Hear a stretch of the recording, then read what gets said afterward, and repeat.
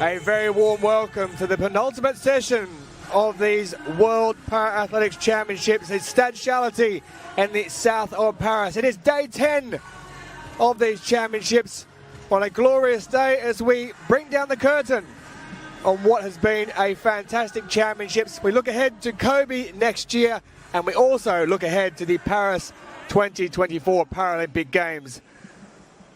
With that to come as well. There are the Japanese in attendance. Their athletes have been outstanding. We'll focus on them today as we look ahead to their home championships, delayed from 2021, but they will go ahead next year in Kobe in May. Well, we couldn't have asked for better weather during these championships, and today is a wonderfully warm day. 17 degrees. It will get warmer. It is clear. There is minimal wind to talk of, and it is a fitting way to finish these championships with the weather we have had. The Dutch athletes have reigned supreme. Fleur Jong in the long jump was one of the highlights of the games. Ecuador have acquitted themselves and picked up medals along the way as well. So we have 7 finals on the opening morning, 5 in the field, 2 on the track. The first of those to get underway, the women's javelin throw F54, Elizabeth Rodriguez, who's won gold. The shot put will go for a double in that. We do have a double long jump happening. The men's long jump T20, the men's long jump T13. They will both be going at the same time as well. The men's 1500 metres T20, Mikey Brannigan, the World Championship record holder, goes in that. And then later on in the morning, we finish off with the second of the track finals, the men's 800 metres T34, the world record and championship record holder Chowbert Ratana, the Paralympic champion Wale Katila, and the world champion Mohamed El Hamadi. What a way to finish off the morning session with that race. Looking forward to that one. I'm Tolson Tollett. Will Downing is alongside me as always, and Steph Reed, the silver medalist from the World Championships. Well, gold medalist, I almost demoted you then. I was talking about the Paralympics for a moment, and then I got to the World Championships. Don't worry, I saved myself. Steph Reed's here alongside us from 2017. She has the gold medal, trust me. Good save, good save. It was a good one, wasn't it? Anyway, let's move away from that. I'll let her forget about it. The women's javelin throw F54 final is due to get underway. There are 5 set to go in this one. So first up, it is Maja Rajkovic of Montenegro, bronze medalist in the Europeans in 2021. Pooja of India, they've been great during these championships in the field events. 6th in the shot put already here. And the gold medalist in the shot put, Elizabeth Rodriguez, a lifetime best of 14-16 in this, as she goes for a double gold. Elam Salehi, who just missed out in medals on the shot put here, the Iranian. And Nurkom Kubanova, the silver medalist from 2020 in the javelin. She took bronze in the shot put at these championships from Uzbekistan. So a very good morning to Will Downing and Steph Reed, the gold medalist from London 2017. Now, Steph, you have to remember, and you know this as well, it's been a long 10 days. It has been a long 10 days. However, I feel like we keep seeing a lot of faces popping up in these championships in multiple events. So I've always hesitated to complain about how tired I am, considering how exhausted these athletes must have been in terms of just managing their bodies and their emotions across these 10 days. I mean, it's been truly amazing. Well, I see you every morning at breakfast, and that's why I got confused then about whether you won a silver or a gold medal. So I feel like you're trying to dig yourself out of a hole now. You should have just moved on. She won everything. I have the metaphorical shovel in my hand as I keep on digging. So this is a seated category event. And Steph, just talk us through what's happening there as Rajkovic gets lifted into position, and she'll be the first of the 5 to go. Just explain with the chair and the straps what exactly happens. So in the seated throws, the women will take all of their throws at once, all 6 throws, and that's just because of logistics. And you can see it's quite an involved process to get seated and strapped into the chair. The chair really does have to become part of their body, because this is going to be the foundation for that throw. So you can see there, she is just getting herself settled and sorted. The bar that she was holding onto there just at the front, that is what she'll use to help balance herself through the throw. And from that angle, you can see we have these orange straps, which are strapping the chair itself down to the ground to make sure it doesn't move. And what she is strapping right now is her body to that chair. In the seated throws, just like in the ambulant throws, you want to impart as much velocity to the shot to the javelin before you release it. And if you don't have your legs to do that, then you have to use your upper body. So you will see them in all sorts of different seating positions. Some will sit to the front, some will sit to the side. It's all so that they can get as much range as possible through their torso and through their shoulders. Well, the women's javelin throw F54 will be the first of the events to get underway on this opening morning. We have 5 in the field, 7 all up. There's 2 on the track, the men's 1500 T20, and then a little bit later on at the end, bookending that morning session, we have a wheelchair category event, which is the men's 800 metres T34 final. You can see there as we move around, there's a second event scheduled to get underway at 9:04 local time, and that will be the men's shot put F34. This one sees Ahmed Hindi, the Paralympic and world champion, who'll go in this one. Deuxième finale à suivre le lancer de poids masculin, catégorie F34. Next final on the field, men's shot put F34.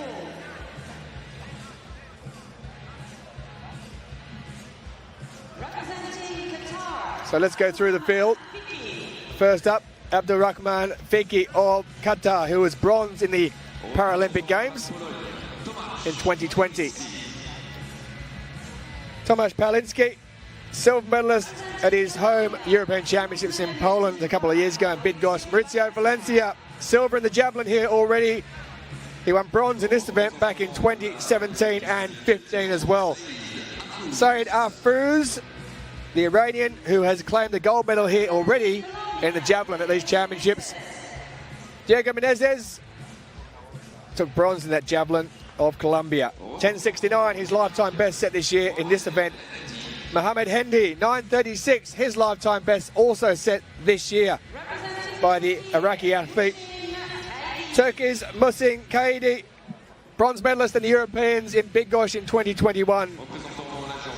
And here he is, Ahmed Hindi, the world and Paralympic champion.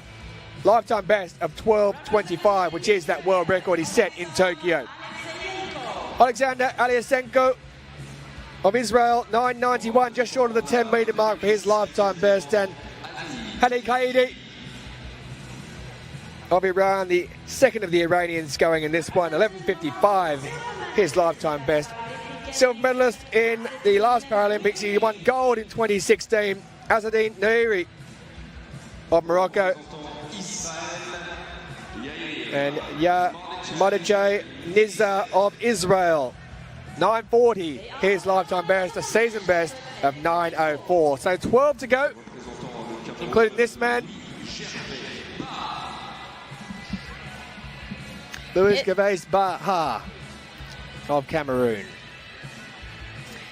It looks warm down there today, and they do have, well, actually only 3 umbrellas set up, so they're going to have to get quite close huddling under those umbrellas. But in the seated throws events, it's definitely in your interests to be out of the sun as you wait for your competitors to throw, because just like the women's seated javelin event we saw earlier, all 6 throws will be taken at the same time. And so if you do the math, each athlete will get, well, officially 4 minutes from the time that they've transferred into their chair, and then they have to take all of their throws and transfer out. We're looking at about 15 minutes per athlete, and with 12 athletes in that event, you can see just how that time can add up. Yeah, it's quite some time indeed. This will probably take most of the morning session. Now, this is the reason why this gets underway so early in the morning, which is a sensible move. It's no point putting it on halfway through the morning, otherwise we'll still be here halfway through the afternoon when everyone should be relaxing and having a bit of lunch. Or making their commentary notes for the evening exactly session. Right. I didn't want to say that, but but you don't score. So this is the men's event getting set to go.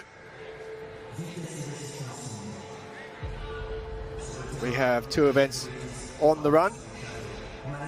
The women's javelin throw F54 and also the men's shot put F34 final.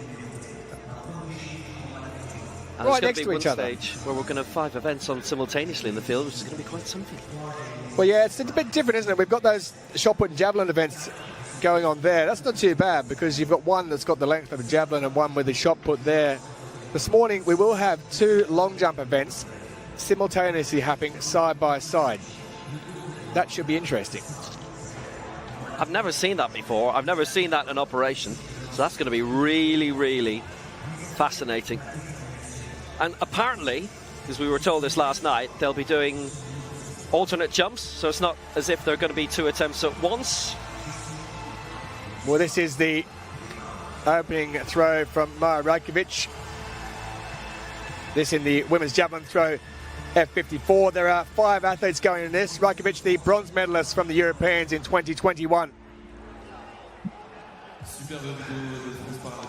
So there's the 2 long jump hits. You'll see that one coming from the far left of your screen heading downwards, and the other one will be coming down the same way.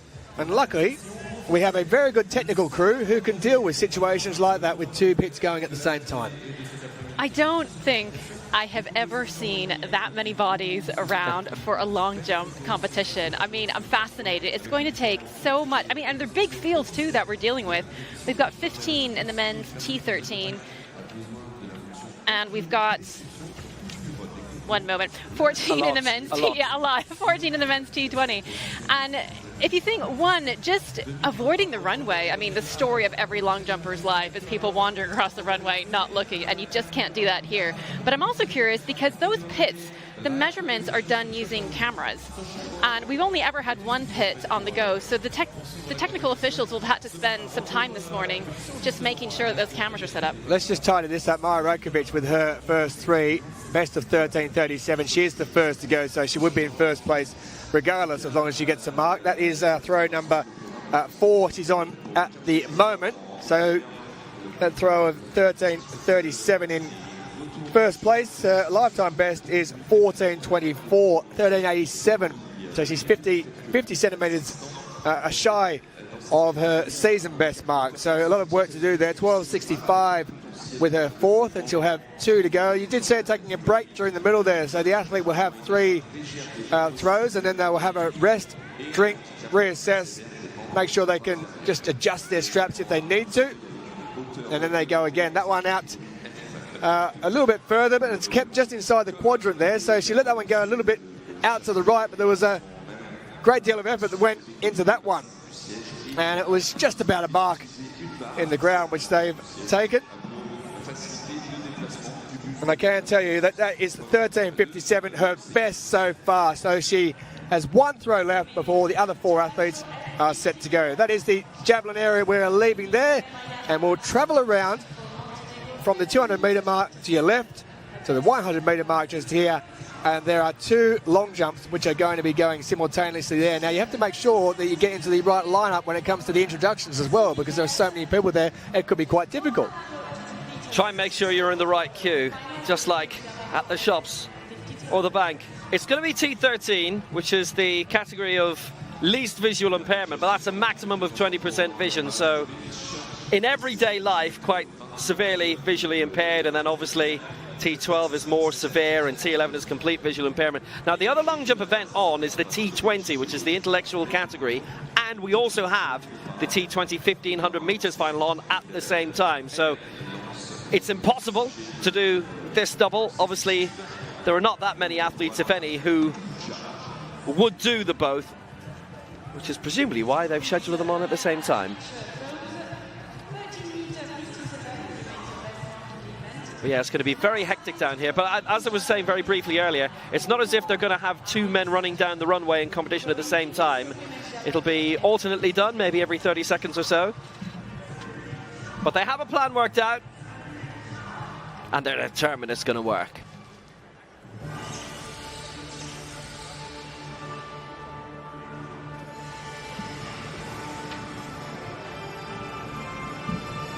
Men's long jump, T20, intellectual impairment category.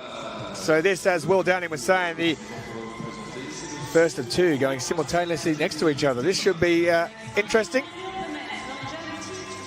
It'll be certainly a challenge for the athletes. World champion is Ranky Oberoi, who's the championship record holder. And he will be introduced to the crowd first. He took bronze back in 2018 at the Europeans as well, and fourth in 2016, just missing out on a medal. Sahari Suhini of Singapore, a lifetime best of 6.73. Hassan Dashwi of Saudi Arabia, 6.95, pushing up towards his 7 metre mark. He may just get there at these championships.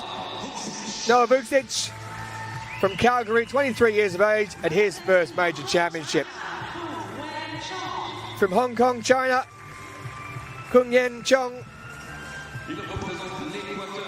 Roberto Chala of Ecuador, who have been well represented at these games. There are two going in this one. He was bronze in 2019 at the Worlds. Chi Wai Chow, also of Hong Kong, China, 6.27, his lifetime best.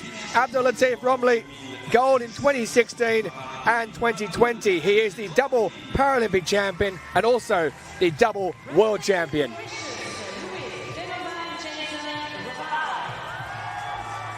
Jason Rabai of Mauritius, 6.57, his season best, 6.30. Athanasios Promorou of Greece, who was silver in Tokyo and silver in the European Championships in 2021 as well. Julian Avid of Mauritius, lifetime best of 6.10. And in Brazil, Paulo Cesar Neto,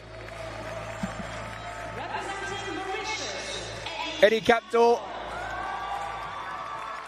the third of the Mauritians to go in this, 6.80 his lifetime best. And finally, Alex Steven Chala of Ecuador, 6.54 his lifetime best. So the world champion is Ranky Oberoi, who is the championship record holder. The twice world champion, Abdul Latif Romley, and the double Paralympic champion of the same name is also going in this one. So there are the season best. You see Noah Vucic has 7.17. The Canadian, who's at his first major championships, the 23-year-old from Calgary. He'll be hoping for big things. 6.91 for Promorou. We'll try to emulate what Athanasios Gavalas did when he won that 100 metres for Greece in a quite wonderful race in that T11 category earlier in these championships. He'll be running down the same direction as his compatriot. But Ranky Oberoi is first to go. The reigning world champion and the championship record holder set in Dubai 4 years ago.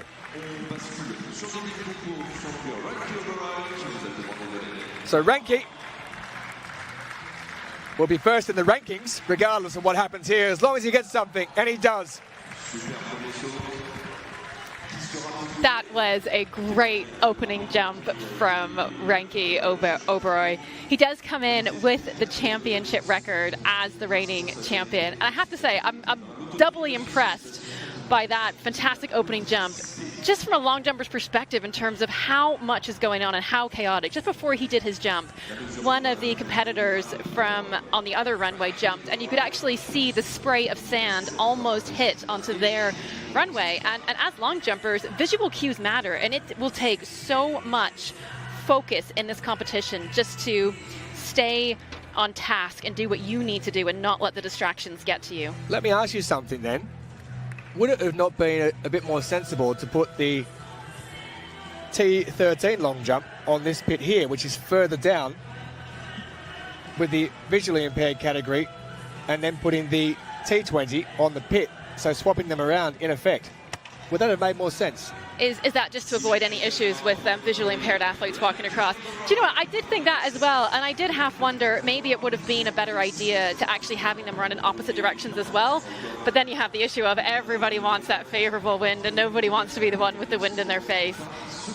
Yeah, that's a good point. Well, he equals his season best, Ranky Oberoi, so 683 is a very decent effort for him to start with. And Sahani of Singapore is the next jumper up to the runway. And let's just have a look at the breeze. If anything, it is actually behind the T20 athletes who are running at the moment, and the T13s are next, so it's actually behind them, and they have a slight tailwind.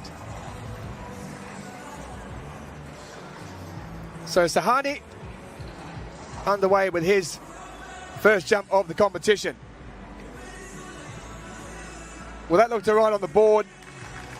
If anything, it's a little bit easier for us as well because we do have a monitor, but we can actually see it's a little bit closer to our commentary position and got a good view of where the board was and where the takeoff was. He is given the white flag. It looked really good down the runway there. Great arm action.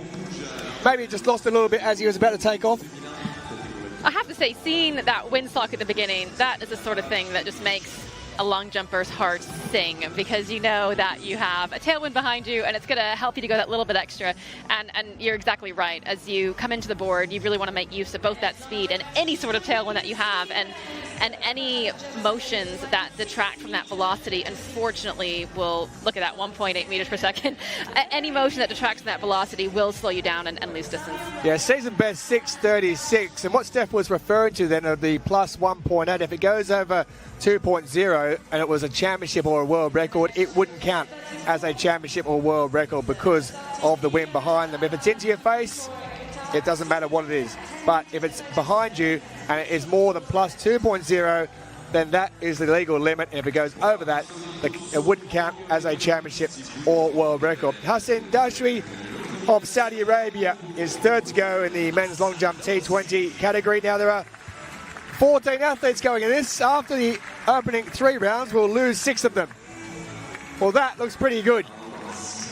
695 is season best, which is also his lifetime best.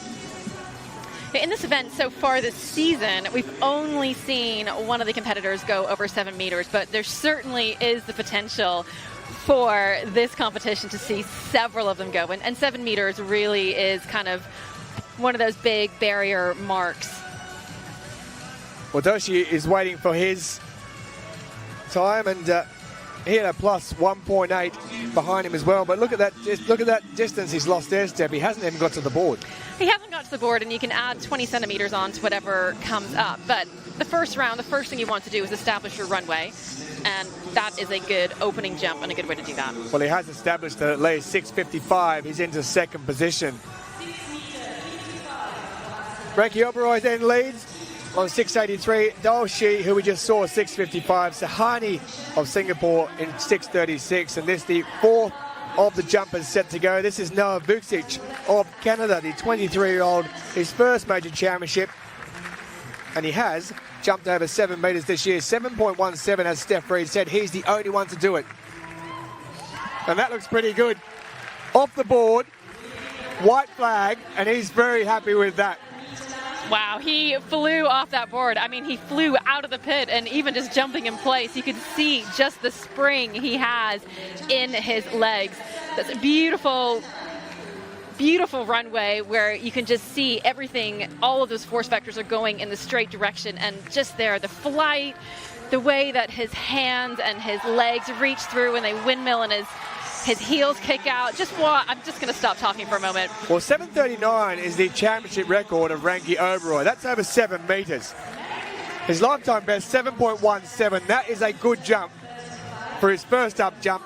You saw how much he liked it when he got out, and I can tell you he has set a new America's record of 7.35 meters. He moves into first place by quite some distance. So he is the only one to jump this season over 7 meters, and he's improved his lifetime best by a massive 18 centimeters in his first jump at his first major championships. So Chong of Hong Kong, China is now set to go.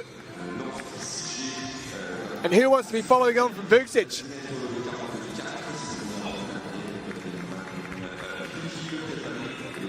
.614 is Chong's lifetime best. That was also set this year. But he might have lost a little bit on the board. He will get a mark though, and as you quite rightly say, it's very important to get a mark in the first 1 and 2 jumps. He's lost plenty on the board there though. I think from Chong as well, from Chong we just saw another beautiful runway. The difference between that and what we saw with Vucic, it's that elastic quality, and they are two different things. And we can just see that distance that speed without that then explosion off the board is what unfortunately is the difference between jumping far. Well, 571 is the mark. The officials are going to be earning their keep today as well, because we have 2 sandpits which are being smoothed over. But remember the coaches as well, because we're going to have a situation where you're going to have one coach who's got athletes in 2 different competitions, so he's going to have a little glance across at each runway when he's got, or she has got the opportunity to. But also we have to remember as well, if you're in the visually impaired category on the far side and you're called over after your event and you walk over in front of someone else, so that's really important to make sure they're aware of what's going on and they have that peripheral awareness and I guess peripheral vision if someone can help them out from the visually impaired coming across. Yeah, there's only a 15-minute gap between the start times as well, so the officials are very confident that they can do this really smoothly. I'll tell you what, it's going to be some sight when it gets going in full tilt, because I'm certain nobody here will have seen anything like this before as we go to Chala of Ecuador in this opening round. So at the moment 6:55 would get into the medals, and that is a serious lead. That'll be a white flag. That's a really good execution. He's a 6:30 man this season, but he's gone out to 6:90, remembering that the leading mark is 7:35 and the championship record 7:39. So those are the highest standards needed. Well, we could just see there at takeoff, he definitely had a little bit of room to spare, and all of the men in this competition will be aware that a 7-meter jump, they would have gone into this knowing that a 7-meter jump is probably going to be required to get into the medals. And this is, as we said, a bit of a competition within a competition. Stage 1 is get into those top 3 after the first 3 rounds. Sorry, get to the top 8 after the first 3 rounds. Chala third, 6:64, so he is into the medals. As we return to Hong Kong and Zhao Chi-Wai, the second of the Hong Kong team competing in this T20 long jump, the intellectual category. And in terms of Zhao, his lifetime best coming this season, 6:27. His teammate is 6th of the 6 so far, Chong Kung Yuan. So here he comes, it's Zhao. Again, he hasn't really come very close to the board, he's just tipped it if anything. We haven't had a miss yet, which is really good news. And Zhao, if he meets his current top standard of the year, well, he'd get into the top 6 anyway.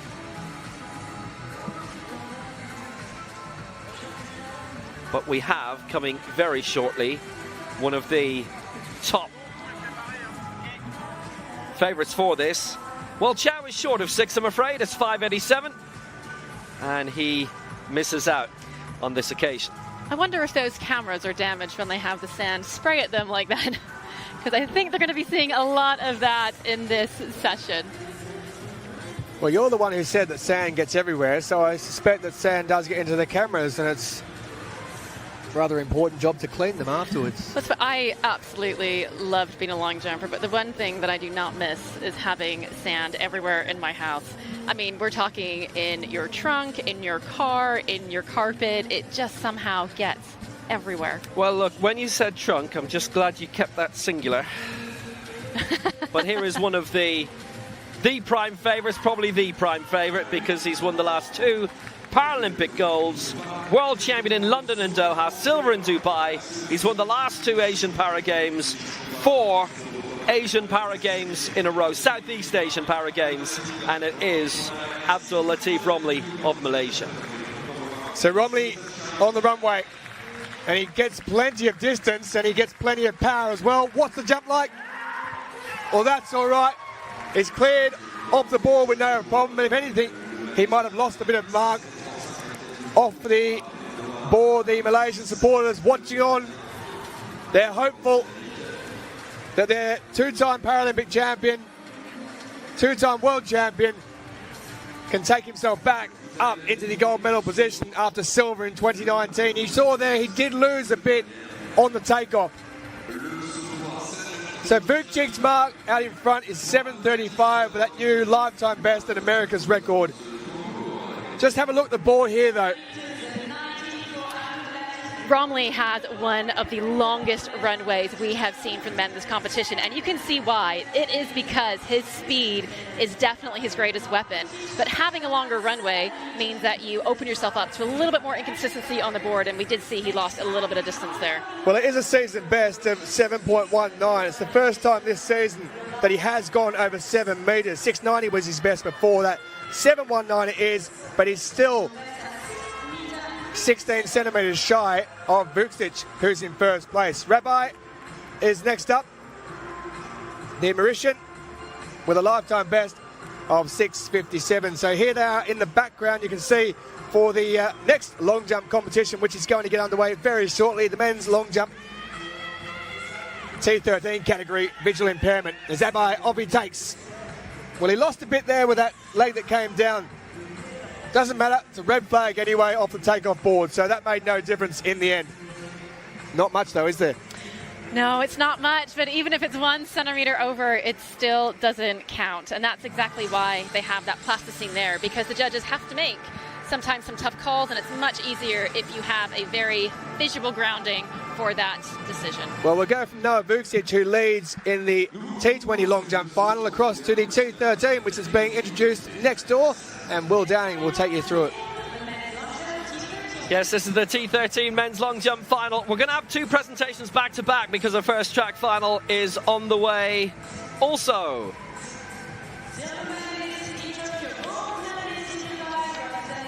So here's first up, Ivan Jose Cano, the gold medalist from 2018, the Europeans. He took silver in Tokyo. Fukunaga Ryota, who has won gold here over 400 metres already. Winston Ikuhu Smith of Spain, lifetime best of 6:59, season best just 6:21. He's got some work to do here. Franco Pinetti of Argentina, likewise with him, 6:41, his lifetime best set this year. Tyson Gunter of the United States of America, his season best and lifetime best set this year. He was 7th in 2017, he's silver in 2015 back in the Pan American Games. Islam Salamov from Kazakhstan, he was 6th in 2015, 2017 and 2019 at the Worlds.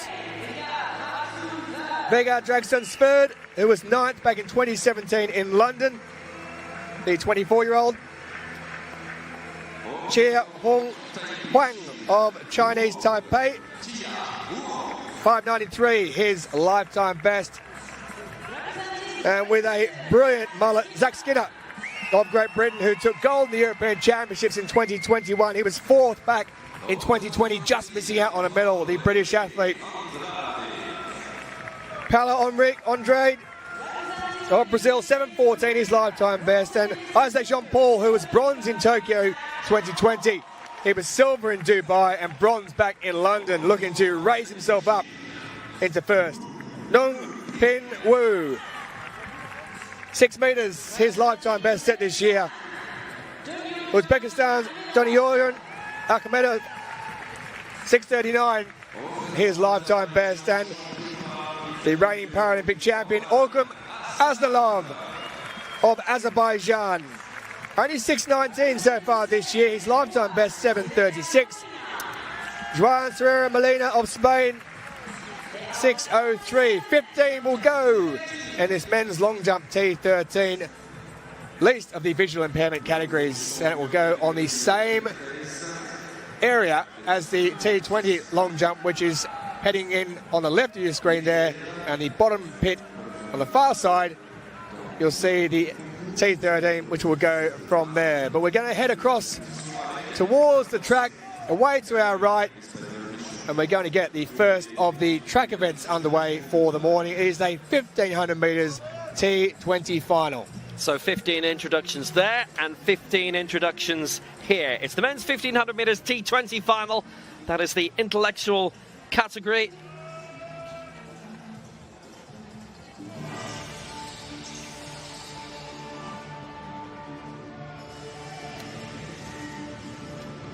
Big field and quite a few big names in this.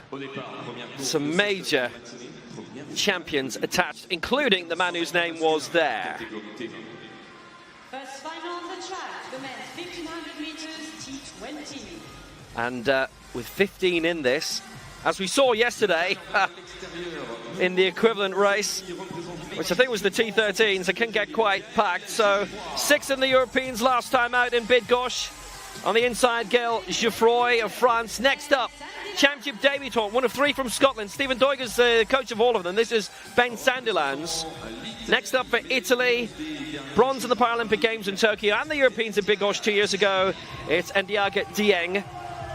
For Japan, 5th in the Paralympics in this, it's Daiki Akai Daiki, depending where you're from.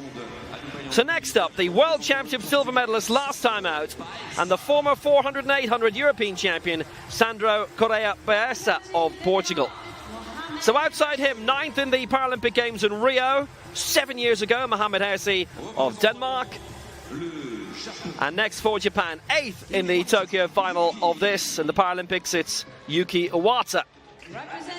Next up for Ireland, championship debutant, 20 years old, with St Lawrence O'Toole's AC. He's from Castledermot, County Kildare, just outside Carlow, where that club is. It's Aaron Shorten. Next up for Ukraine, 4th in the World Championships last time out 4 years ago. It's Pavlo Volojevic, the reigning Paralympic champion. For Great Britain, Owen Miller. Again, he's from Fife. 2 championship debutants coming now. The first from Canada, 19 years old, is Michael Barber. For Great Britain, from Victoria Park, City of Glasgow AC, it's Stephen Bryce. Alongside him, the 2016 Paralympic champion and the 3-time world champion for the United States, it's Mikey Brannigan. For Japan, 9th in the Tokyo Paralympics final in this, it's Yuji Tagawa. Tagawa Yuji.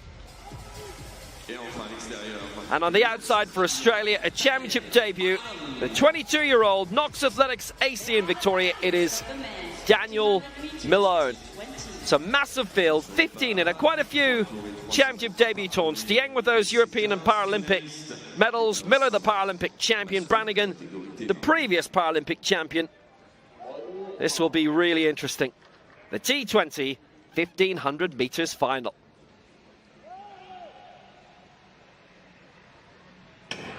Well, it is a huge field. It has been a bumper athletics weekend right across Europe. We've had the European Under-23s. We've had Diamond League as well, of course, which has been happening. And all right through day 10 of these Para-Athletics World Championships. Mikey Brannigan taking it in at the front. And his achievement in Rio in 2016 made him a notable name in the United States. It got him onto the NBC Nightly News. And now here he is trying to pick up his 5th global title. But Japan have got 3 in this, and Tagawa, Iwata and Ekai, and they are looking to make a bit of an impact here straight away. Tagawa's pushing up, Brannigan in 2nd spot, and also for Ukraine, Volojevic is in 3rd place with 3 laps to go. I always love watching that first lap because you can kind of see the tension, you can feel it as they're all just jostling about a little bit for position.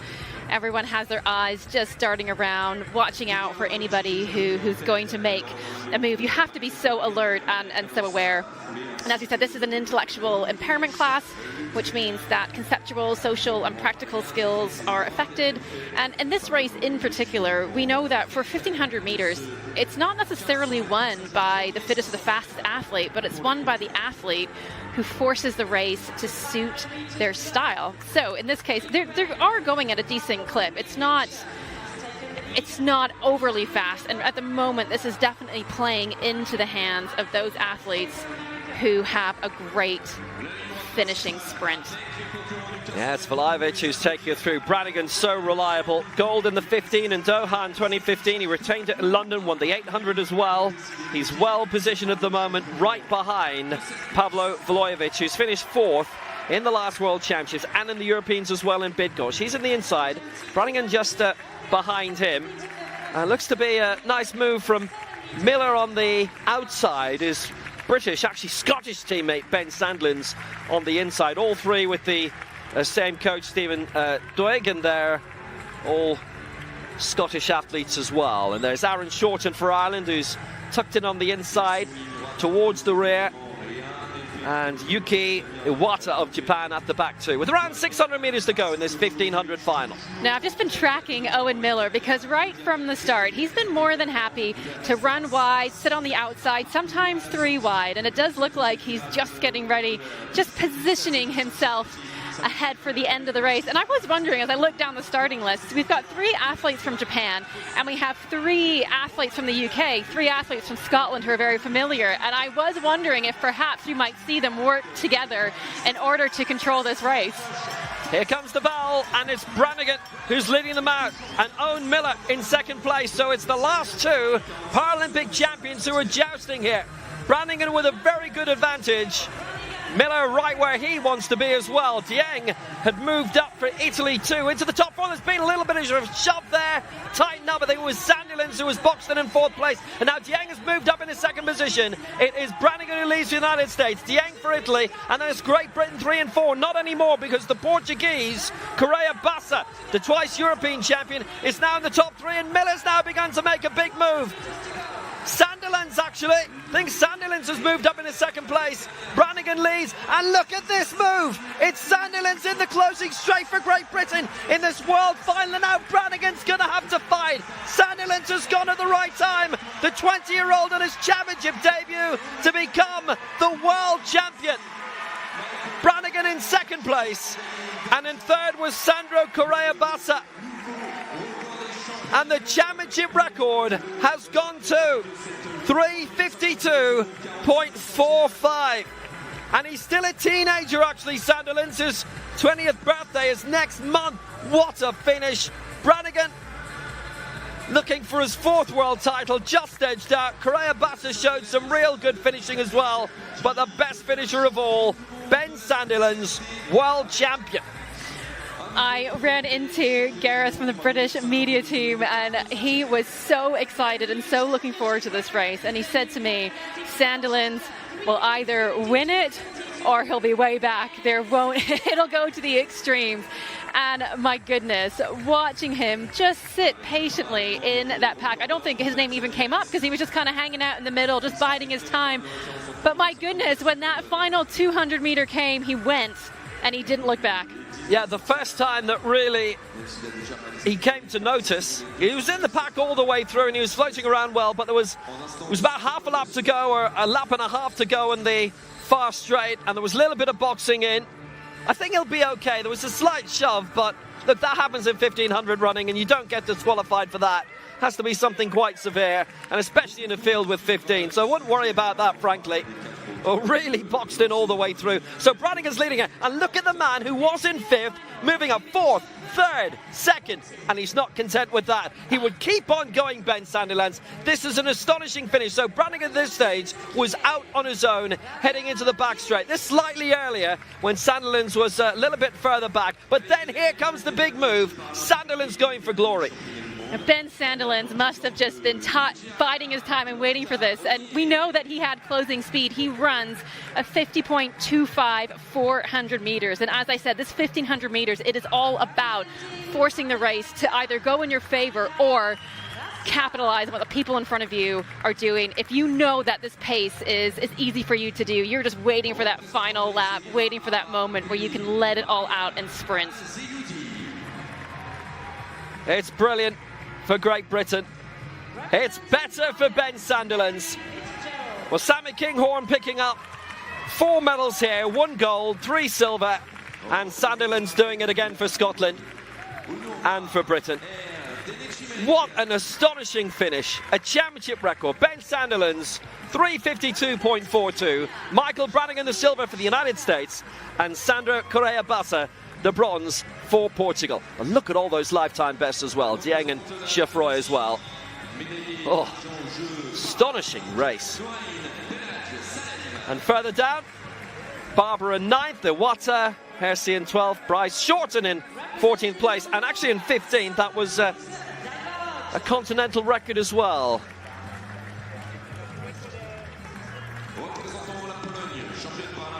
It's quite marvellous, and congratulations to them all. And that was Daniel Malone with an Oceania record in 15th for Australia, 4:08.84. Well, away from the track and back to the long jump, there are simultaneous long jumps happening. On the far side is the T13, on the near side is the T20, which we are going to concentrate on here.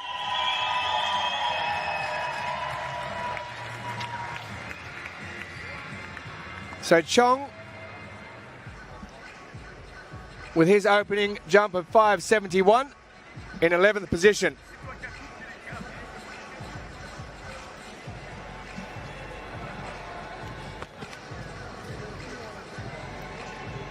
Well, the takeoff appeared okay. Don't know whether he got as much distance as perhaps he could. 5.71 with his opener. And again, that just goes back to that discussion about speed and springiness. And actually, as he was jumping, I was just noticing in the background quite a few athletes pacing around. And in this very big field, there is quite a lot of time in between jumps, which means that you have to do a little bit more work to stay warmed up. And actually, with both of these pits going on and double the amount of athletes out there, there's not very much room to get those warm-ups in between in. 5.76. There's no improvement. He stays in 11th position. As we move back to the track and we head to the 200 metres. This is the first of the semi-finals in the T12 category. World record and championship record. Who else would hold it but Amara Duran, who goes in semi-final number 2. So 4 to go in the medium visual impairment. Now, guides are not compulsory in this category, but 3 of the athletes will go with guides. First up, Laia Apinje of Namibia, who was a semi-finalist in the 100 metres here. Valentina Petrillo, bronze medalist here, already over 400 metres. She will go without a guide from Italy in lane 3.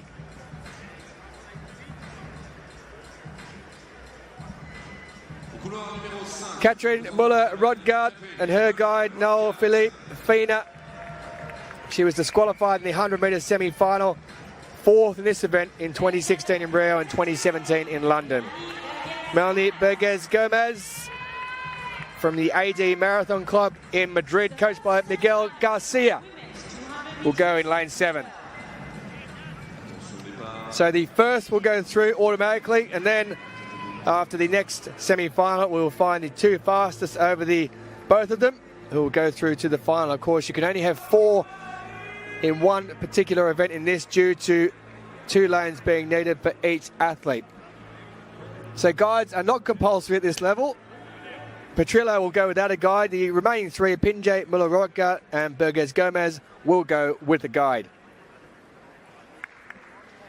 23.02, the world record set by Amara Duran in Tokyo 21, and she also holds the championship record set of 23.03 in Doha in 2015.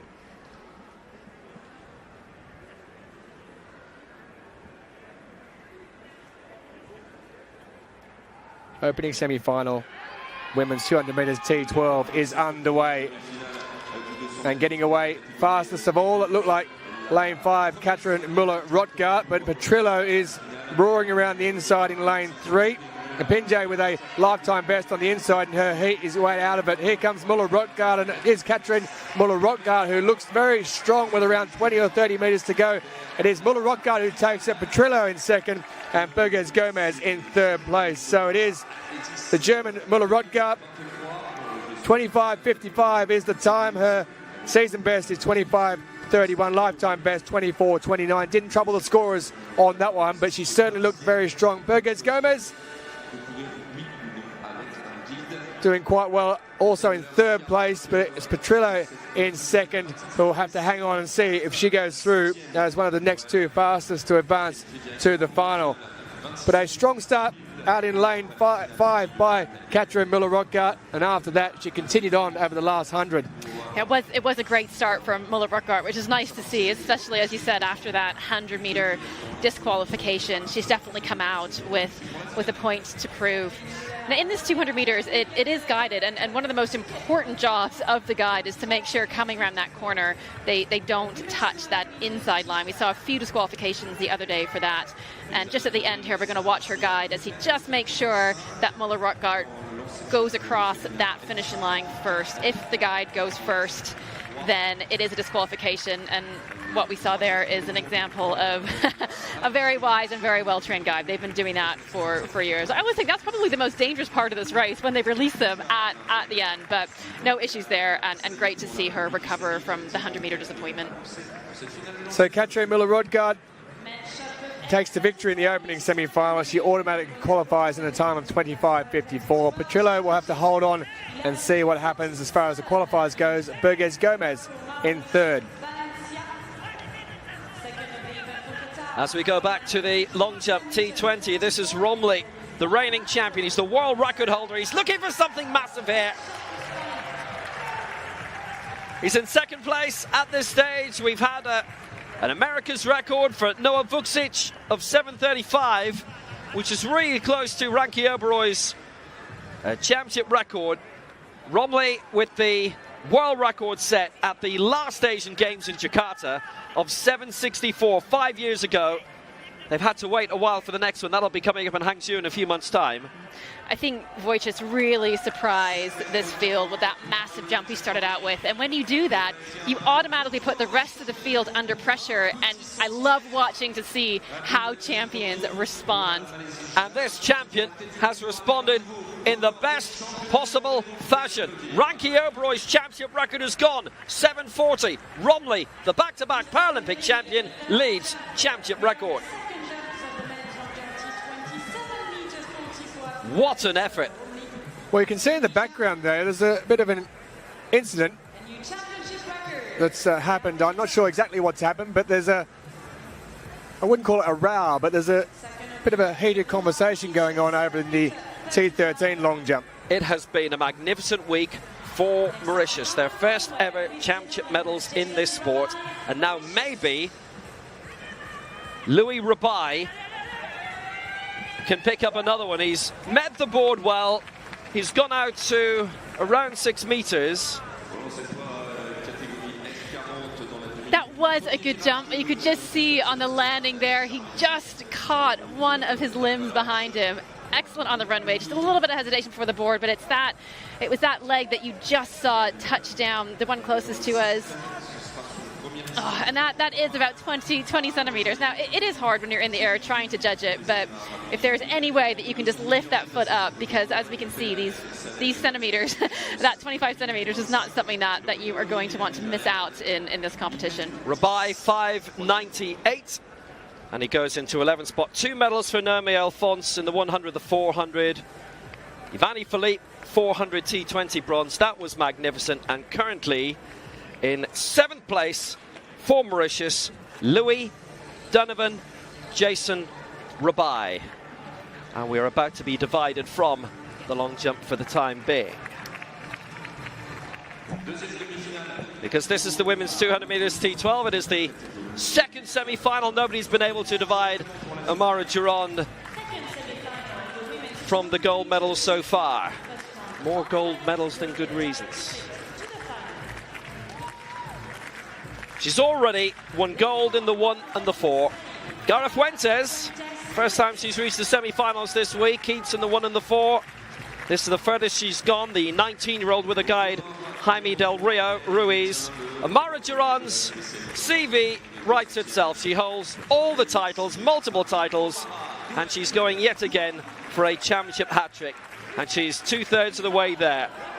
For Cape Verde in lane 5, Edelaine Oliveira with her guide Jalson Duat. Likewise, the first time she's reached the semi-finals this week. And in lane 7, for Venezuela, silver in the 1 and the 4 behind Duran, Alejandra Perez and her guide Markinson Manzanilla.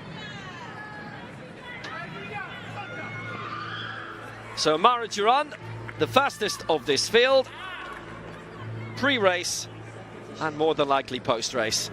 Fuentes, Duran, Oliveira and Perez are the 4 in this.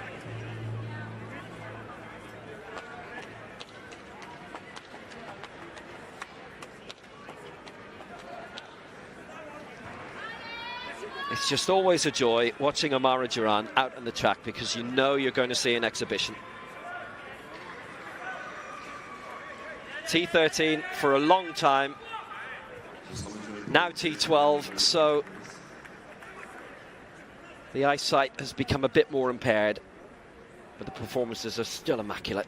So Fuentes, Duran, Oliveira, Perez. It's only the winner going through in this, plus the next 2 fastest across the 2 heats, and Amara Duran is away.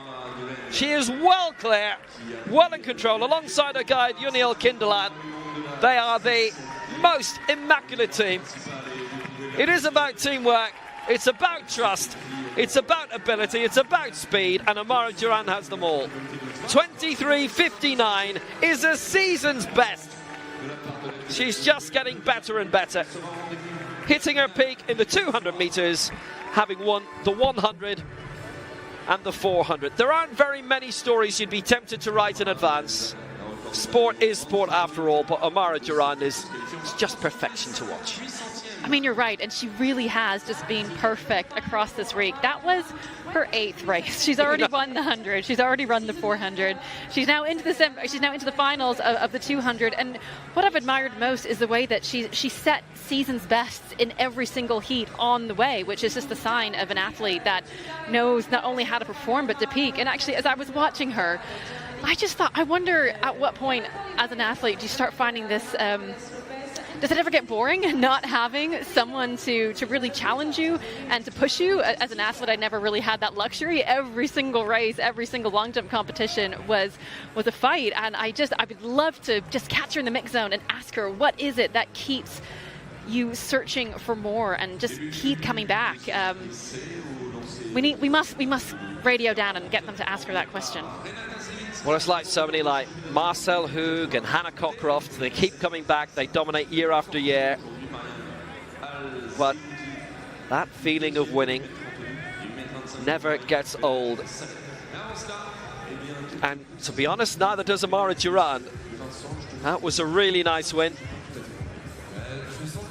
And Duran, by the way, I should point out, she has been around forever. She's only 31. She can dominate this for another 10 years if she wants to. So Amara Duran is into the final, and so is Alejandra Perez. Fuentes and Oliveira miss out. Also in the final, Katrin Muller-Rothgart. And for Italy, Valentina Petrillo. And if you just tuned in to watch that, you're welcome to stay with us for the rest of the day. You'll be royally entertained. There's some great sport coming up. So we're back at the long jump T20. Ooh. And that is not a jump. That is a run through. I'll tell you what, he actually went right past the finish line here. Unfortunate. Well, they've won all the medals so far in running. They have had a week to remember, and they had their entire camp out yesterday, their entire coaching crew for the men's T20 victory ceremony this time. And it's been just a joy to behold, a great story in their nation. And I know the video of Alfonso's first medal they were telling us yesterday in Mauritius alone has already been viewed 350 times. 350,000 times, which is about a third of the entire population. So we move back to the next jumper. So Captor there with a foul. And this is over in the T13 category, this one. So there is simultaneous long jumps going on at the time. This is the American athlete Tyson Gunter. So it is quite difficult for the athletes, especially when they want to get across to their coaches and just see what's happening. That's a decent jump though as far as the board goes, Steph.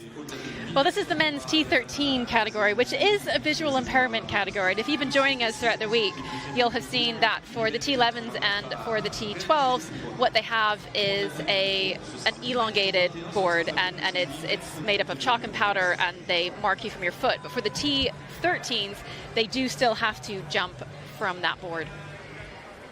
Men's long jump T20, the second attempt, Anna complete. Leading for Malaysia, Abdul Latif Romney. So that was Gunther we saw then. Yeah, this is over in the T13.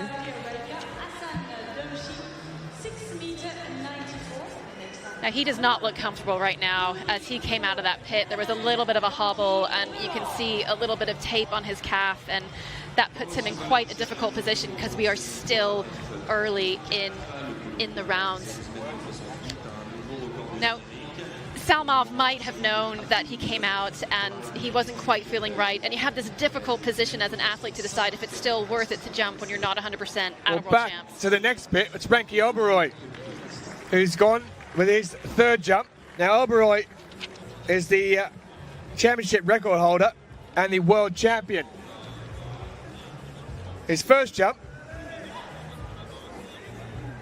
wasn't too bad at all. It was 6.83, equaled his season best, and 6.52 with his second. That one there, though, as you can quite clearly see, a foul from Oberoi.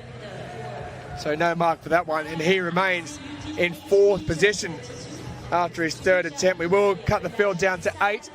He will go through into that top 8. I should explain very briefly. So for the T13 final, which is happening at the same time in the long jump, they are measuring manually with tape, and the results are not currently coming up on our live results system. Renata Sawinska in the shot put, the perennial European champion. This is F40, athletes of shorter stature, and she will be a prime candidate in this. This is her first effort, and it's gone beyond 8 meters. She's the world record holder, 9:20 in Szczecin last year in a big Grand Prix meeting back in Poland.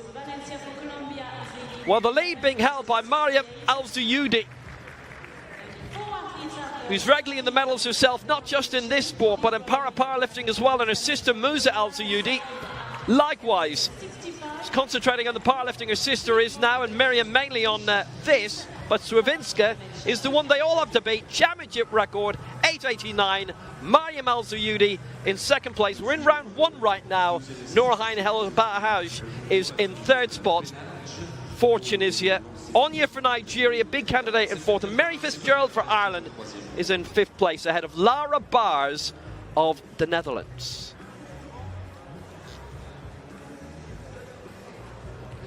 Well, we'll head away from the field for the moment, where it's all happening. Shot put, javelin, 2 long jumps. We will head back to that in a moment or two's time.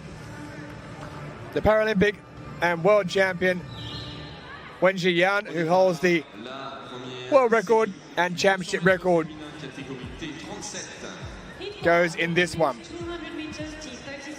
Jaylene Roberts, silver medalist in the long jump already at these championships, as well as silver in the 100 metres. She took bronze in 2017 in this event in London. Goes in lane 3. Mandy Francois Elie,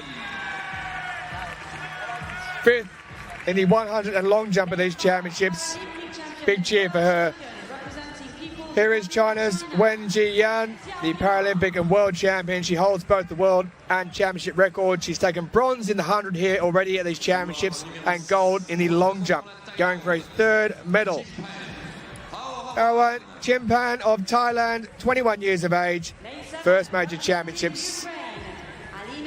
Alina Tarek, who was 5th in her heat of the 100 metres, goes out in lane 7.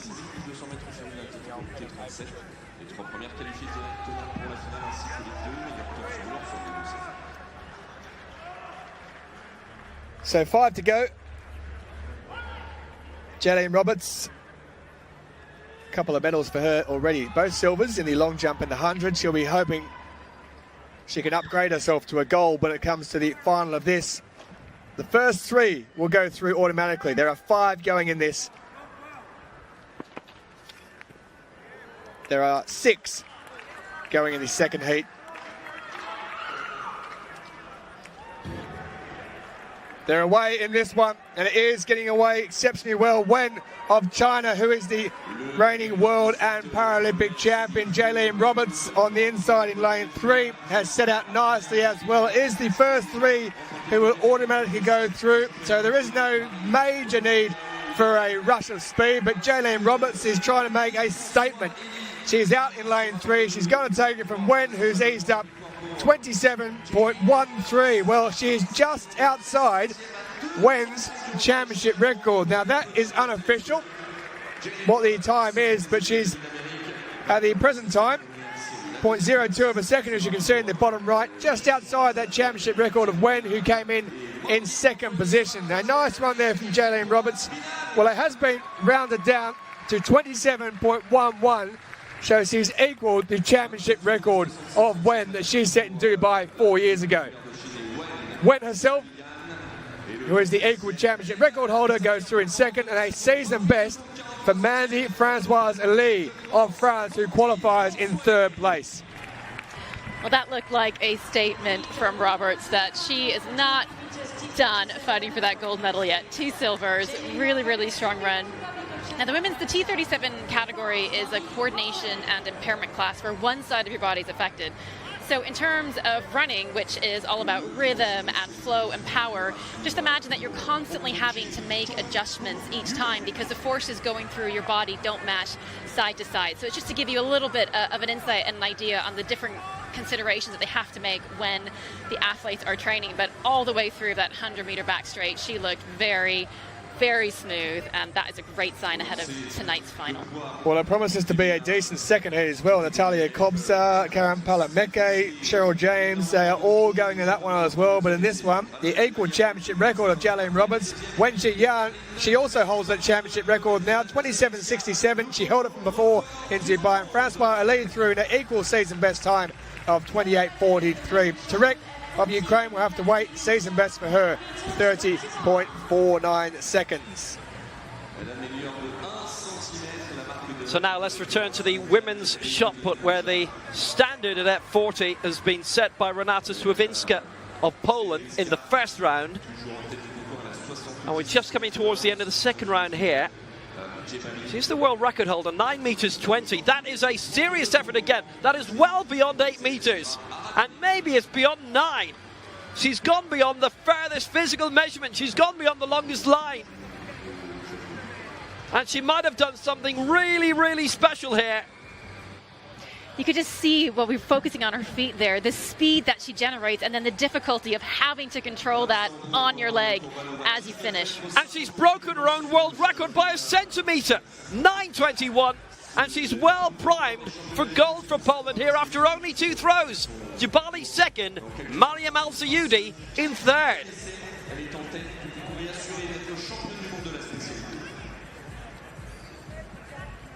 Well, what a start, I have to say. And, well, if anybody's going to beat her, it's going to have to take a world record. Well, we've already had 3 championship records and a world record in the morning. Now, the men's long jump, T13, is the pit you see on the right here. The long jump, 2 going simultaneously at the present time. There's an issue with the system for the long jump, and it seems to have resolved itself as we head back to the long jump at present.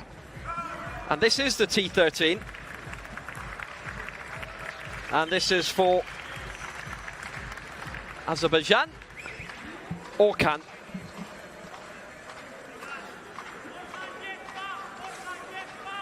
Now it's a massive field. It's Orkan Aslanov. We're in round 1. And I can tell you right now that obviously we've just been watching from up here. There have been no results coming through electronically. Our eyesight isn't that great. We're not Superman, and there are 6 events on simultaneously. So we're waiting for the result system to catch up. All those will be made official, hopefully very quickly.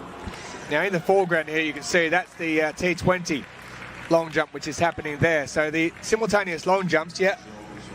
I can tell you already caught up on the system. Cano of Spain with his first was down as a foul. That there the reigning Paralympic champion Aslanov. Now you would expect him to be up with one of the best jumps. But we'll have to wait for the system to catch up. So another one that's come up on the board from his first round is Fukunaga, who was 6.56, the Japanese athlete. So they're gradually catching up with what we have. That's one of the complications of having two long jump events at the same time, and obviously one of the electronic systems just temporarily stalled. And actually one of the other complications, you just see there, the official has directed him around. About 7 minutes before this jump, I watched as we almost had our first crash, as one of the athletes from this pit exited to their right and almost ran into one of the athletes on the T20 runway that was about to take off. So a lot of coordination going on here. Well, it's T13, it's visual impairment, and that obviously caused a slight problem after the 100 meters final the other night, when temporarily the trackside screens were showing a different athlete in third that had crossed the line, as we go to Hong in the T20 final on the near side. Now, Steph, is there a possibility that the system got ruined by the fact there's two going on at the same time and one was picking up the other runner coming down? Well, actually, what I think happened, okay, so anyone that's into long jump and technology, for the past week, we've been watching the long jump, and they've actually had cameras on top of the stadium that have been measuring for us. Now, with two long jump pits on, that's not possible. That system was automatically tied into our computer system, but right now they're using a mechanical measure on the T13, and on the T20 they're using what I would call almost the sonar, or the sonar radar. So that's why it's not showing up on our system. Well, that's, you see Cano there, who was then directed across to the far side, then turned around and walked across straight in front of where the cone is in the T20, where that long jump is happening. So I hope at some stage we don't have an incident where an athlete is running into another athlete. Cano, I can tell you, was given a legal jump then. His first was given as a foul. On our system at the moment, we have Fukunaga of Japan, who leads with 6.56 for an opener. Tyson Gunter, who we saw a little bit earlier, of the United States, 6.38. And it is Winston Ekuru Smith of Spain, who is in third position, 5.60. As we wait, because it's a manual measurement, we wait for them to catch up on the system. But this is back to Charles Espinoza in the T20. And I can tell you this is fully up to date on this runway.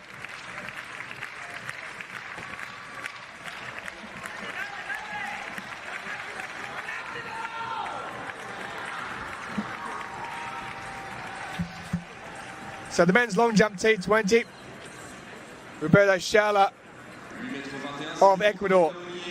His season best 6.64 with his first jump. He's currently in 7th position.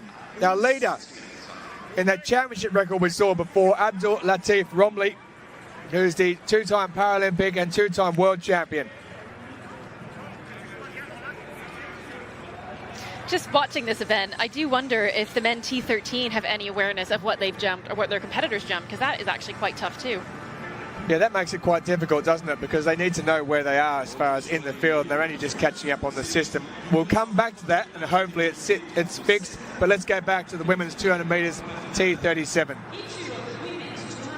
Half lap, T37, coordination impairment, so normally the second strongest category of these athletes, and we have 6 going in this.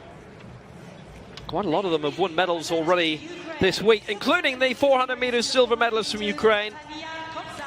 It's Natalia Kopsa who goes in lane 3. Third time lucky maybe for Cheryl James of South Africa. 4th in the 100 and the 400. She is in lane 4. For Karen Palamake, it's been the perfect week. Gold in the 100 and the long jump for Colombia. She goes in lane 5. In lane 6 for China, bronze in the 400 meters at these World Championships. It's Jiang Fenfen. In lane 7 for Mauritius, 4th in the long jump. Could have been an even better week for them. Anaïs Angeline. And in lane 8 for Belgium, gold in the 800, silver in the 4 in the long jump at the European Youth Para Games in Finland last year. It is Selma van Kern of Shamli. So the fastest in the field this season, Jiang Fen Fen, 27.99.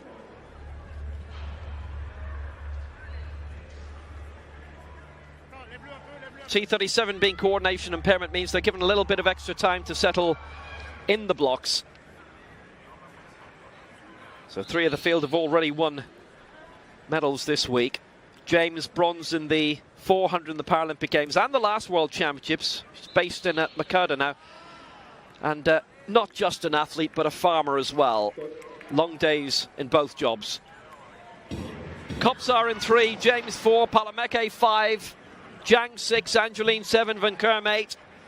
And let's hope in a minute's time we'll still be saying that. They've been recalled. It's a false start, but they'll all hope it is a faulty start. Standing start in 8 for Selma van Kerm, and that's the coordination impairment there. And because of the coordination impairment, they do have a bit of leeway if they wish. I think I saw a bit of red in that card, but let's see.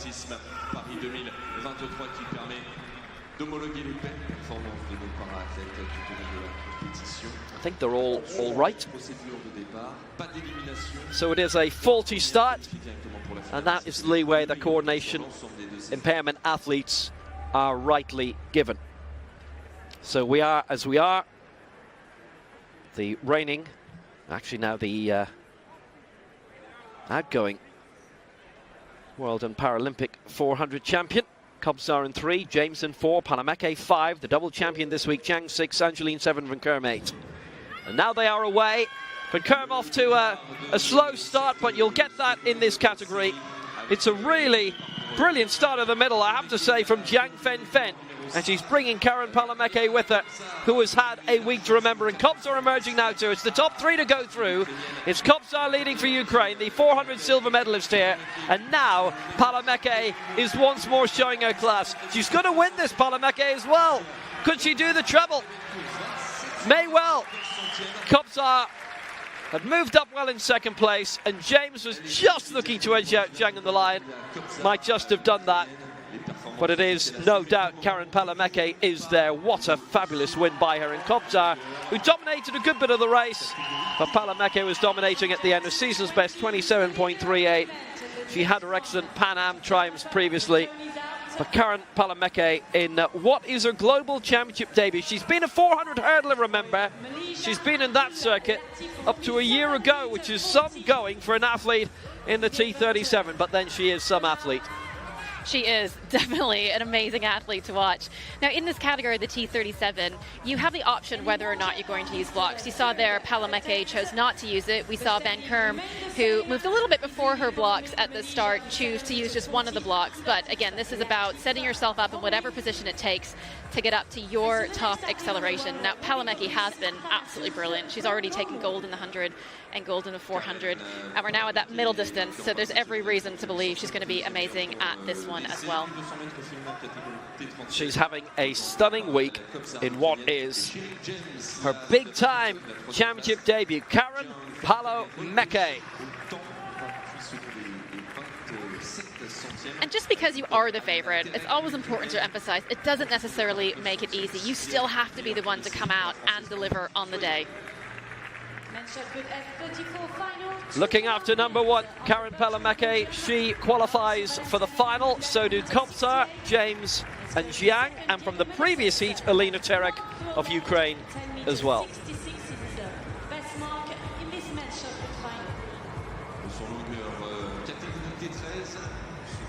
Women's javelin throw, F54. We have near the end of the competition. This is the final throw. There were 5 who have gone in this one. Kurbanova, silver medalist in Tokyo 2020. 1960 with her 5th attempt. This her final one. in this moment Well, here. she's happy with it, isn't she? She knows what she's done. She's done something special.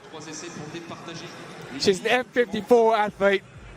The championship record, well, it was in 2015, 1886. It's now 20.15, a new championship record for Copenhagen. Salehi with a lifetime best silver. Pooja of India, they keep on picking up medals, a lifetime best for her in third. Rodriguez, a championship record in her category, which is the F53s.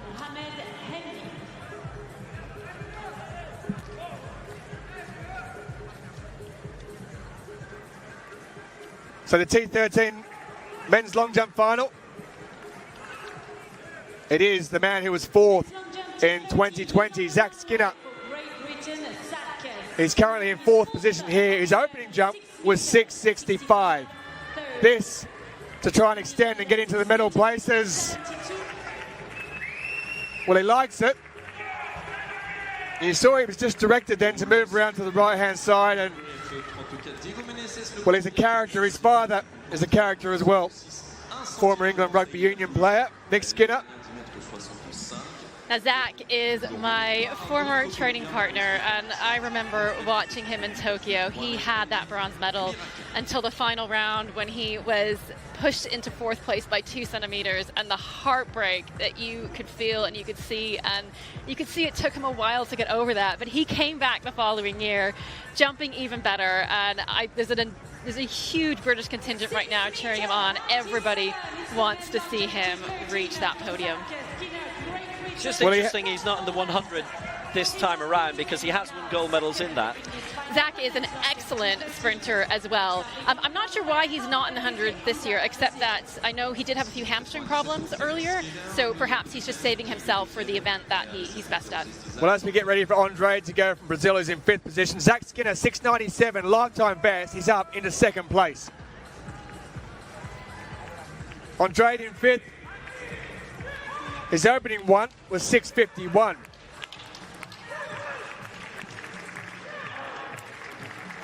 For the Brazilian, 6.78, his season best. So he's got 27 centimetres to go to match that. His lifetime best is up over 7 metres at 7.14. That would be enough to put him in the lead. It's Isaac Jean-Paul who leads at the moment in first place. You can see there the athletes are hanging around to ask the measurement from the judge, just because it's the only way they can get that measurement and give themselves the awareness of where they are in the competition.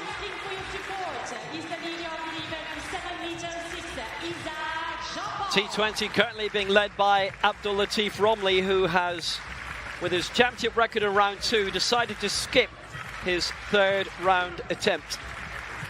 United States, the former champion 2017, it's Isaac Jean-Paul. He's a 7'10" man, but so far he's worked really hard on this in this T13, but that is a foul. He leads at the moment, 7.06, ahead of Zach Skinner's 6.97, and he was just over it. Now, in the warm-up of this competition, I watched as Jean-Paul went up, and he looked like he had a bit of a conversation with that board and then slapped it, almost like he was asking it to be kind to him today. Unfortunately, it didn't work out that time, but there's a few athletes that have done that, including a very famous wheelchair racer who used to rub the track, Jeff Adams, and ask it to be kind to him that day. Well, I've heard some quirky things, and that's a decent one as well. Women's 200 metres T47. This is the opening heat of 3. The first 2 will go through in each heat. TJ Young, the championship record holder, not here at these championships.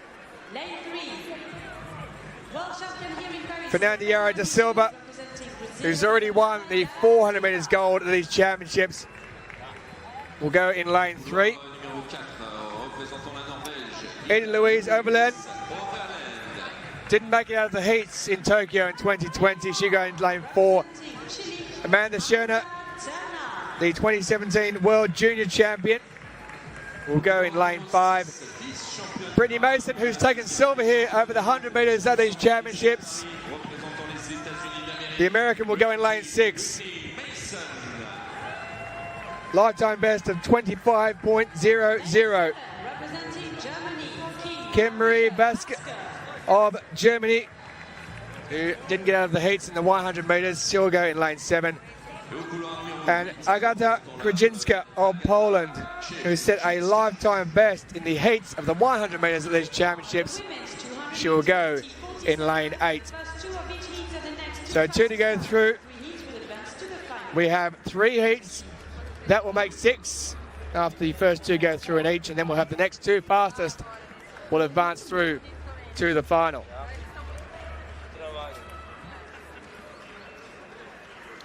So the gold medalist from these championships in the 400 metres goes in lane 3, De Silva, and the silver medalist from the 100 metres, Brittany Mason, goes in lane 6 on the left of the screen there. De Silva in 3, Oberland in 4, Schöner in 5, Mason in 6, Vaske in 7, and Krajinska in lane 8.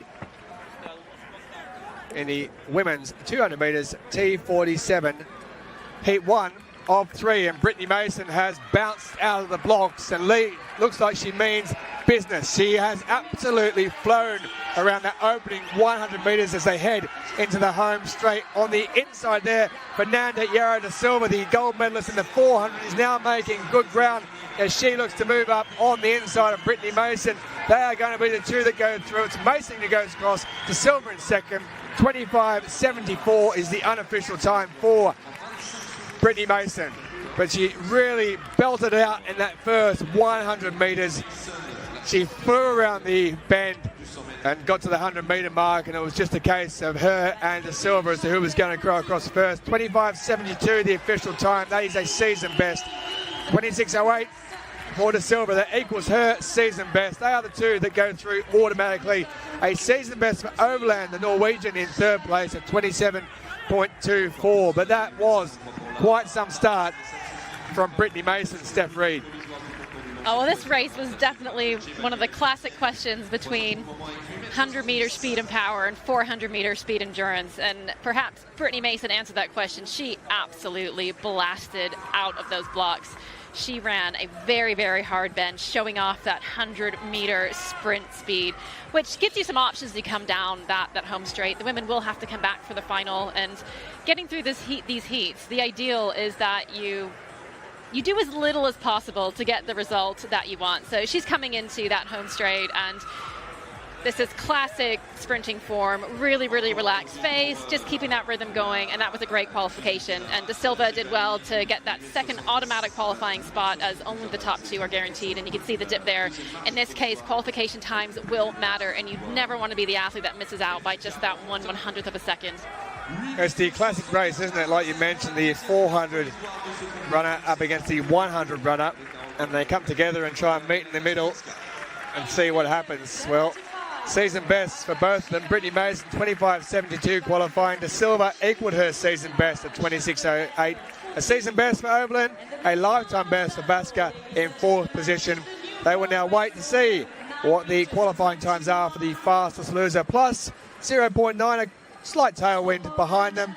Nothing too discernible to speak about, though, as we look up into the sky on a wonderful day on the closing day, day 10 of these Para-Athletics World Championships, and Stade Charlotte, and it's been a fantastic host stadium, Will Downing. It's the T20 final now, which Romley is leading with that championship record as Alex Chala comes next.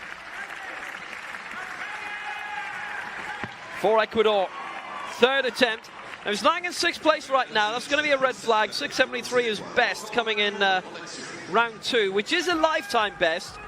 So at the moment he's comfortable enough in terms of being in the top 8 out of the 15. Just stray too far. That was T20. And this is now T13. T13, Ivan Jose Cano of Spain is in 9th position. He fouled in his first. He was 5.99 in his second, and he's fouled in his third as well. So he is in a bit of trouble. Is the Spaniard in 9th position, and that will mean that we'll be losing him after the opening round.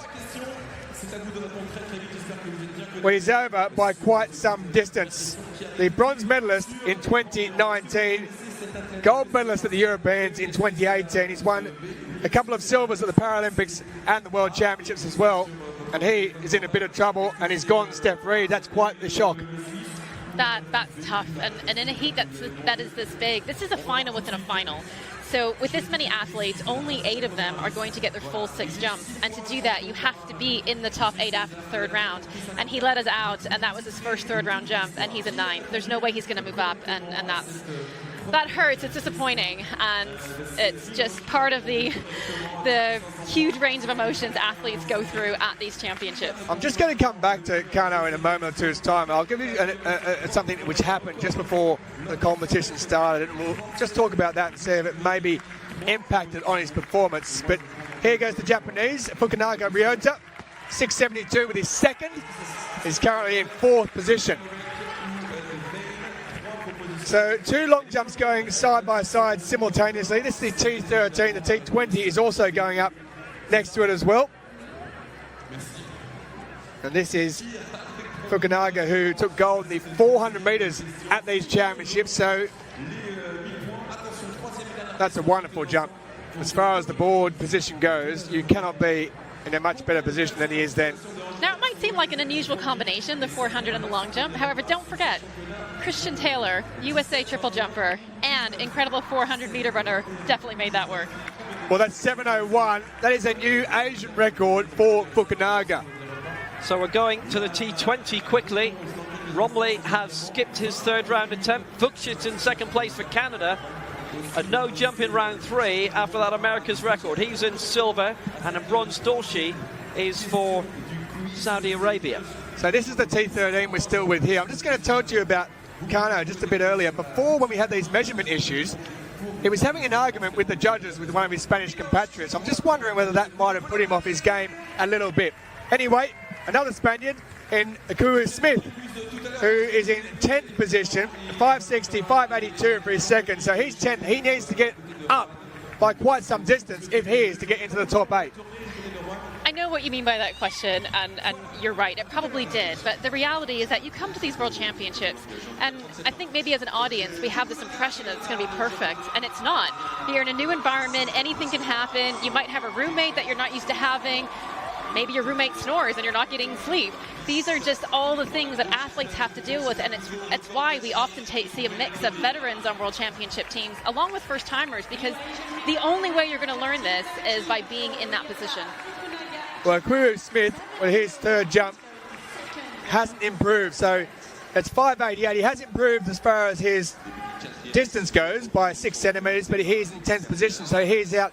And just to go back a moment or two ago, we saw Fukunaga, the Japanese athlete, go 7:01, a new Asian record. It lifts him into 2nd position behind Isaac Jean-Paul. Zach Skinner currently with that lifetime best 6.97 with his 2nd in 3rd position. We're still watching the T13, by the way, and this is Panetti. Panetti in 8th position, so he's right on the cusp of going through. He's fouled the first one. It was 6.19 for his 2nd for Panetti, the Argentine. He'll be trying to consolidate his position here in this men's T13 long jump. The top 8 will go through to the final 3 jumps after we've had our opening 3. And the Argentine will be hoping that he can do that. 6.41 is his lifetime best. So he's 22 centimetres short of that in his 2nd jump. Now, the reason that you want all 6 of your jumps is because you don't hit that perfect takeoff every single time, and you increase your chances of doing that if you earn your spot in that final within a final. Well, that time there has come through as far as distance for Panetti, 6.43. It's a lifetime best, and it's taken him up in the 7th position. We'll be back to that shortly. Now it's the women's 200 metres, T47 again. 2nd heat of 3. Top 2 to go through. We've already seen Brittany Mason throw down the gauntlet to everyone else. She's been one of the best around. How can the rest keep up? So lane 3 for Hungary, the championship David On, who's really impressed. 7th in the 400 and the long jump, former high jumper in the able-bodied circuit, Petra Lutheran. In lane 4 for Canada, 4th in the 400 metres final here. It's Amanda Rummery. In lane 5 for the Czech Republic, the perennial European medalist, 8th in the 100 meters final here, Teresa Yachova. Lane 6 for Thailand, reached the final of the 400 but was DQ'd in that. Sasirawan Intachot. In lane 8 for Nigeria, 8th in the long jump yesterday, championship debutant, the 18-year-old, that is Ability Udo, who does not start. And in lane 8, another championship debutant for Bayer Leverkusen, that is Eula Ross. So, Ability Udo means we're down to 5. In Hatchot, the fastest of the field this year.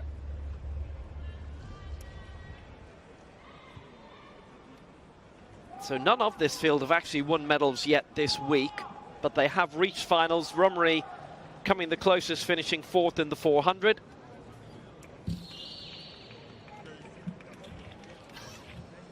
Yachova, European silver in the 100, bronze in the 200 in 2018 from Slavia, Prague.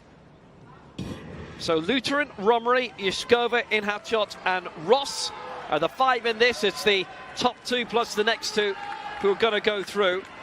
It's a solid enough start in the centre lanes by Yachova and Inhatchot. Ross isn't doing badly either on the outside, and neither is Rummery for Canada. But it's a good battle for Yachova in 5, Inhatchot in 6. Inhatchot just moving up in front, ahead of Yachova, with Rummery in 3rd. Lutheran is in 4th spot. 26.57 the winning time.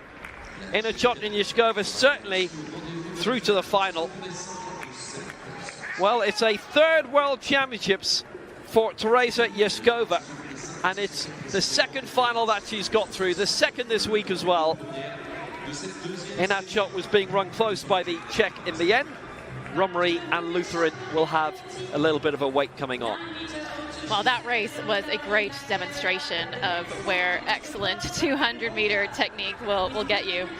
Now, this is a women's T47 category, which means it's an arm impairment. Now, arm impairment can mean an amputation or just a loss of power in one of the arms. And you can see a little bit of innovation there in terms of how you start, and that's fine. You can use whatever you need to at the start, as long as it doesn't get in the way of another competitor. Now, we saw coming into that home straight, Jakoshkova, she was in the lead, but in a shot, she was...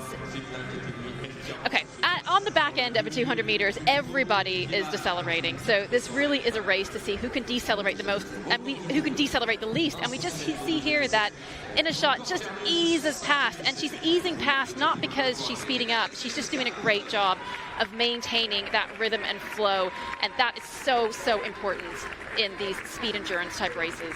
Yeah, Inhatchot looking really, really good. She has excelled in the Southeast Asian Games. That's happened in the last month. The Asian Games coming up in the second half of the year. It is a busy championship schedule if you're from Thailand and Malaysia, Singapore and elsewhere. Inhatchot and Yachova through. Rummery is now the fastest loser along with Ida Louise Overland. So Lutheran with a lifetime best, that's impressive. Eula Ross with a PB won't qualify. This is a really good debut for a woman who was formerly the 4th best high jumper, junior high jumper in the world, Lutheran. And she's had to adapt to para-athletics and life, everyday life, after an accident late last year. That's really impressive. Men's shot put F34 final. This is Maurizio Valencia, who took bronze in 2015 and 2017 at the World Championships, and in Rio 2016 he's won the silver in the javelin here. He's the current leader.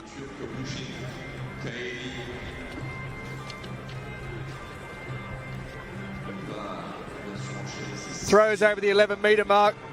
He's been very consistent. 11:17 is his season best.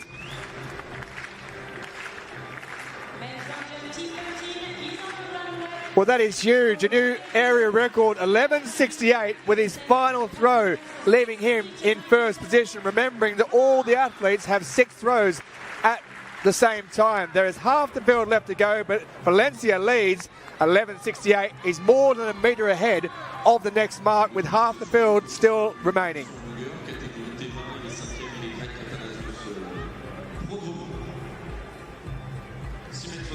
Well, the final day is still providing some records all the way across. Area records, championship records. I'm sure we'll have more world records as well. We've already got one through Slovenska this morning.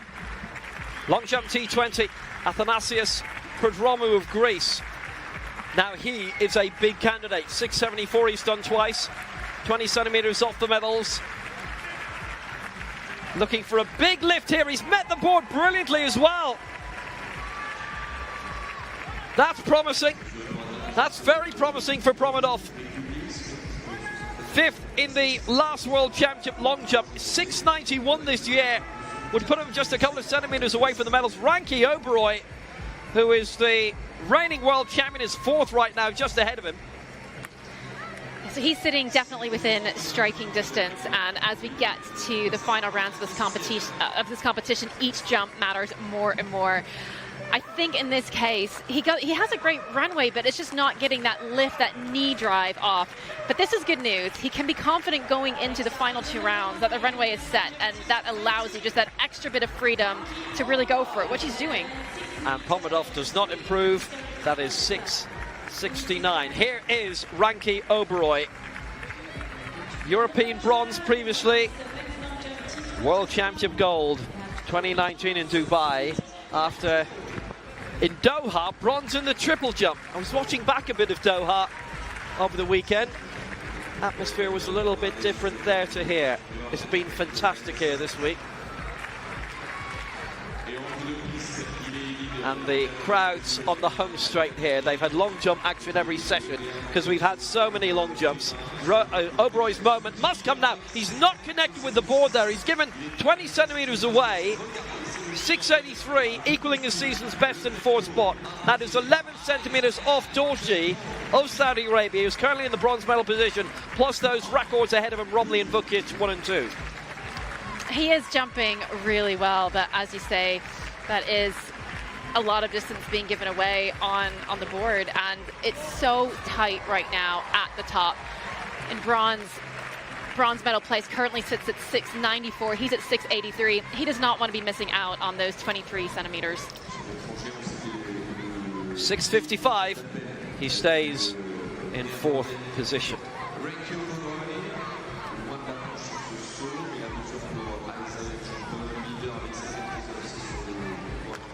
So right now he's just having a little bit of a conversation with his coach.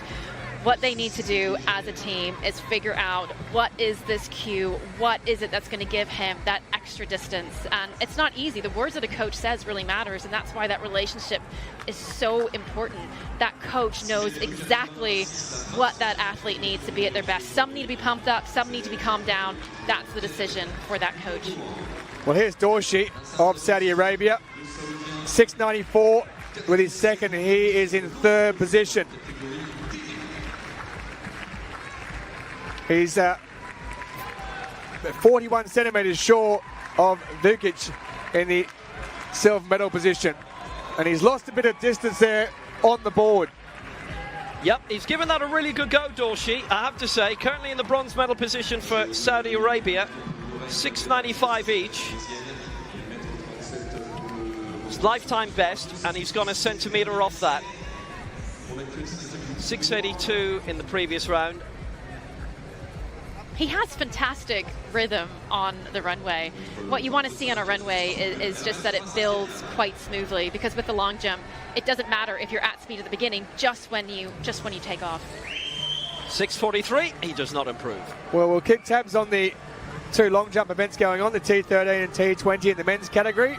But right now we're heading back to the 3rd heat of 3 in the women's 200 metres T47. The 2 fastest will go through yet again, and then we'll be able to work out across the 3 heats who the 2 fastest to qualify for the final will be. Teresita Briozzi of Argentina, a lifetime best in the 100 metres heats here at these championships. Poland's Agata Kalan, who took bronze in the 400 metres back in the European Championships in 2021. This down by half of that, the 200. Saskia Sokolov, silver in the shot put already here at these games, will go in lane 5. Lilu, the silver medalist in the 400 metres here, will go in lane 6. She took 7th in the 100 metres. So out of the medals at these championships in the shorter distance. From Kenya, Stensia Bonyu, 21 years of age, her first major championship, lifetime best set this year of 27.65. And Nandame Sholiha of Indonesia didn't get out of the heats in 2019 in Dubai. 2 to go through. There are 6 heading out in this one.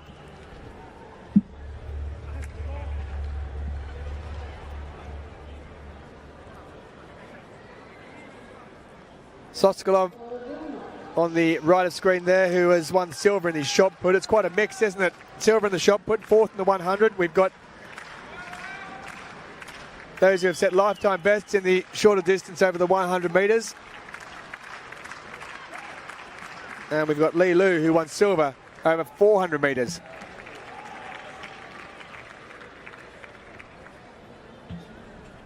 It's a melting pot of para-athletics. The 100, the 400, we've done. Now, it's the third heat in the women's 200 metres, T47. 2 will go through. The rest will have to look for a fast time. And talking about fast, it is Sokolov there who has flown around the inside the opening 100 metres. Li Lu is with her as well. Sokolov, who took 4th in the 100 metres. She's going to take the victory in this one. Li Lu currently in 2nd position. Sokolov in a time of 25.66, an unofficial time. She's just had a stumble as she's gone across the line there, but she's okay. She gets up. Congratulates Li Lu, who also goes through in 2nd place, and they will be the 2 who qualify through to the final. 25.65 is the time for Sokolov, which is the official time given, and Li Lu through in 2nd, and then we'll be able to work out who our qualifiers are. 26.32 for Li Lu, who's claimed the silver medal in the 400 metres here, now trying to do something special in the 200. Season best time for Sokolov as well. Well, isn't that interesting? We've now seen our second showdown in the heats of the 100 speed versus the 400 speed. Li Lu finished 2nd in the 400, while Sokolov finished 4th in the 100. And once again, we see that it looks like speed and power are going to win out. And it's interesting, as you say, Sokolov has done. She's done the 100 meters, she's done the javelin, she's done the shot put, now the 200. And I think it's just any young athletics fans or young athletics participants out there, it's a really good idea to try out a new event, because look, it's speed, it's power, it's coordination across all of them. You're just applying that force in different angles, but that sort of cross training can be really helpful and really help athletes develop.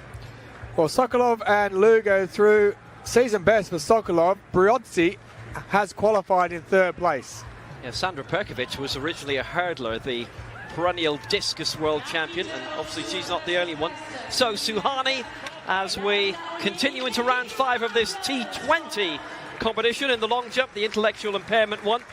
Romley did not improve, and neither did Vukshes in the previous round, or Dorshi, the top 3. In fact, nobody improved in round 4.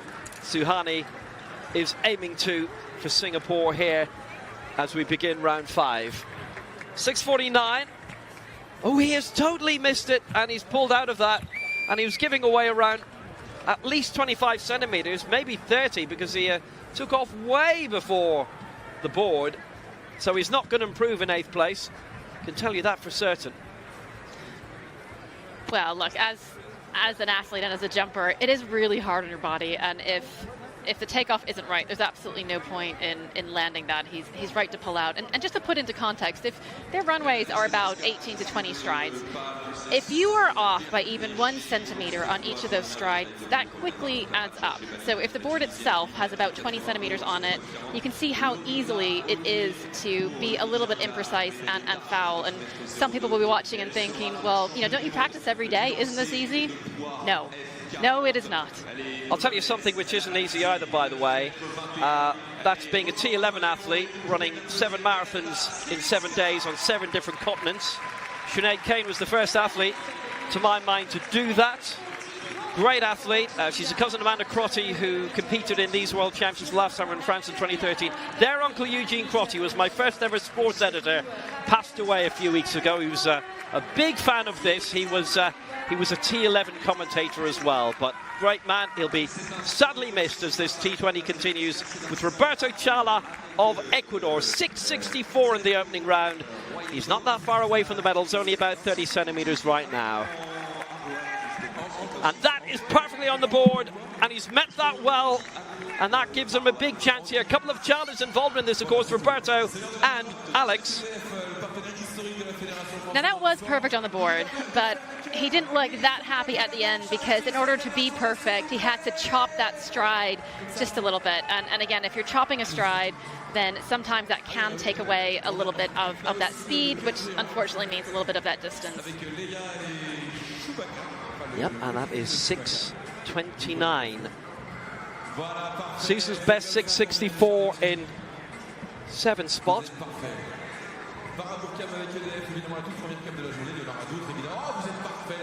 So this is how the T20 is going at the moment. We go from Roberto Chala to Alex Chala from Ecuador also.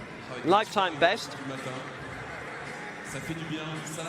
And then we have the Hendrikses for the Netherlands, Kiki and Olivier, who are both Blade Runners, which did actually prompt the question if they were related, and the answer is no, because Hendricks is like a Smith or Murphy in the Netherlands. And they obviously have a lot of their team watching this too.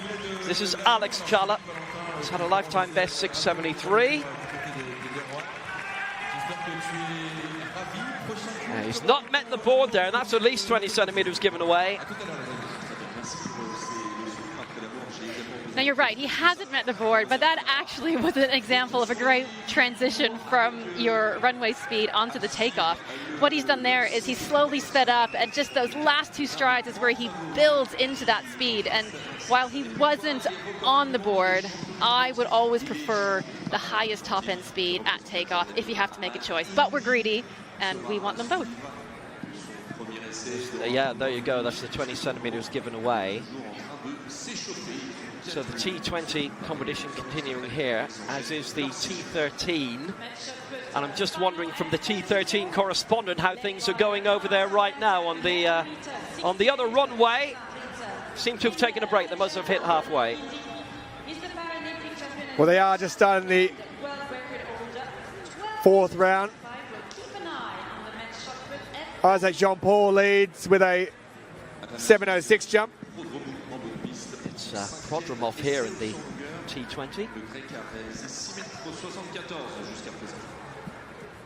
So we'll wait here. Prodromov as he gets ready to go. Isaac Jean-Paul leads in the T13. Fukunaga with that Asian record in 2nd, and Zach Skinner with a lifetime best sits in 3rd position in the T13 as we watch on here with Prodromov in the T20. Well, he is the Greek that has been a top 5 finisher previously in the world, and he is again at the moment here if he keeps on pat, but he's looking to go beyond 6.47. That's tight. He's squeezed it. It's a white flag. It's a fair jump, and he loves it. He loves it. So now, game on. He's only 20 centimeters off the medals right now, and he's got a good chance here. Prodromov of perhaps getting up into the medals here globally, which would be very significant for him. He has a magnificent effort. It's a season's best for him. It's 7 meters 12, and he goes into the bronze medal position. That was magnificent from Prodromov. Silver medalist in the last Euros in Bydgoszcz. As we go to the men's 100 meters, T47, below elbow or wrist category. And so there are 6 in this. And it is the top 2 to qualify, and 5th in the long jump here. He was in the universal relay, and China were disqualified for that. For an odd reason, too many markings on the track. USA were disqualified for the same thing. Regular European champion Michał Derus, he's only going in this, he's in lane 4. Bronze in the 400 meters here at these World Championships. Jose Martins of Brazil. Championship debut for him, he goes in lane 5. And likewise, a championship debut for Australia for the 18-year-old Jaden Page. He's in lane 6. Danas Sudaitis of Lithuania is concentrating solely on the 100 here. He goes in lane 7. And already a silver medalist in the 400 here, Tanner Wright of the United States, goes in lane 8. So he knows what it's all about in this stadium, the Stade Chambly. It's the top 2 plus the next 2 who go through to the final. It's a mixture of T46s and T47s in this. The fastest time from Jose Martins this season of the field. The world record holder goes in the next heat. So 3 of these 6 are concentrating only on the 100 meters, and the chances are elimination may be on the way for at least one of them. We'll see. It's Wang in 3, Derus 4, Martins 5, Page 6, Sudaitis 7, and Tanner Wright is in lane 8 in this men's 100 meters T47. First heat of 3.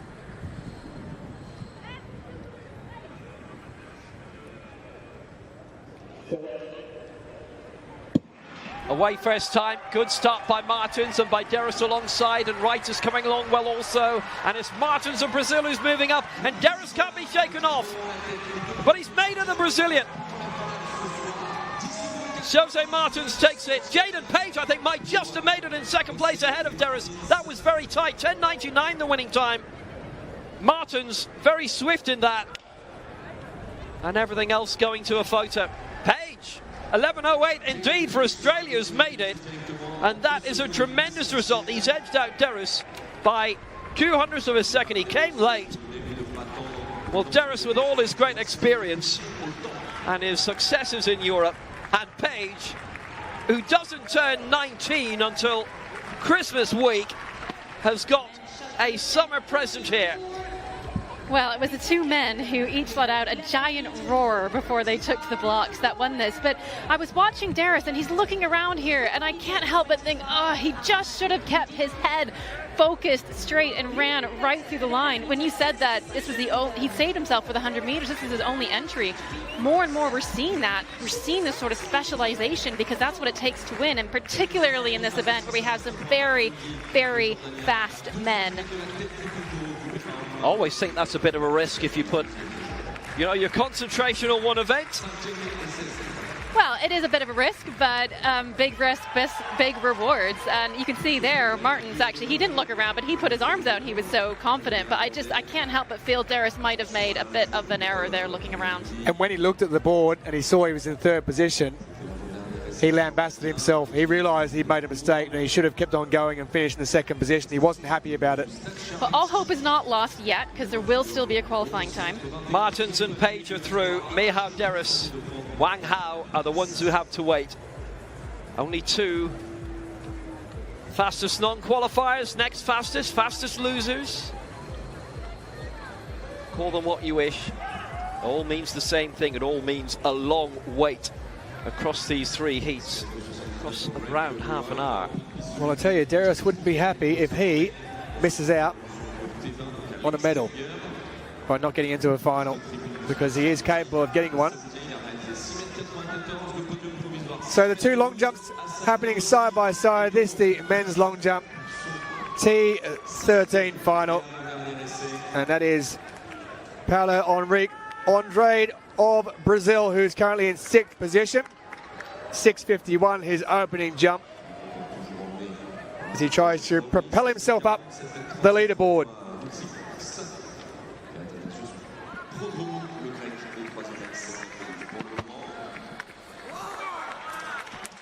Well, you heard a roar there. I think that was from his coaching staff and fans to the side. His lifetime best is 7:14.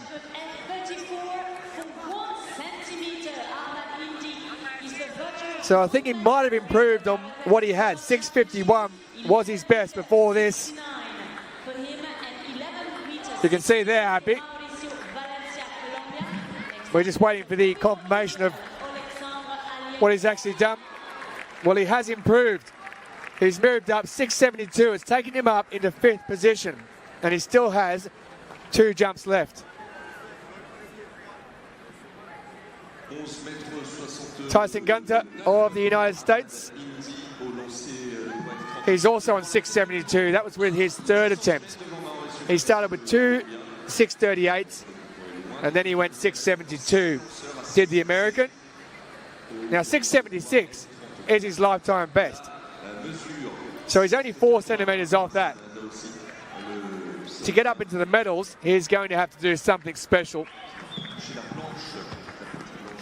Well, I like the takeoff from the board, and he had the hand in the air when he went down in the pit. So I don't know whether he thinks it's better than he expected it to be. Well, it's a tough position when you watch the competitor in front of you jump big and take you down a spot. Even though they have currently jumped the same distance, you have to look back at the backup jump. So right now, it's not that he has to beat 6:72. He just needs a better backup jump. Well, it was a good takeoff, good use of the arms. He got plenty of distance. He's never medalled. He's always been there or thereabouts. He was 6th in 2015, 2017 and 2019. And with 6:72 was his best so far, and it remains that. So he's in 6th position. 6:63 with that one has actually lifted him up on countback above Andre de Brazil into 5th position. I love seeing it when athletes respond like that. They know what's at stake, and you get the opportunity to ask those questions of yourself. When I'm backed into a corner, when I'm under pressure, can I deliver? And it's something you don't want to be in that position, but sometimes you do, because you want to know what's inside when you find yourself having to respond. Just a quick word, sorry, from the T20, which is the long jump I'm covering today. Romley has skipped his 5th round jump. He's the leader in that. Actually, it's the T20 now. So Romley leading, and he's skipped 2 of his last 3 jumps, keeping his powder dry. It's very easy in this weather. Suhani then for Singapore in 8th position. Well, as you'll have noticed, I'm mainly watching the T20, and Tolson's on the T13, and Steph, you're doing everything, so double pay for you today. So Suhani, 6:49.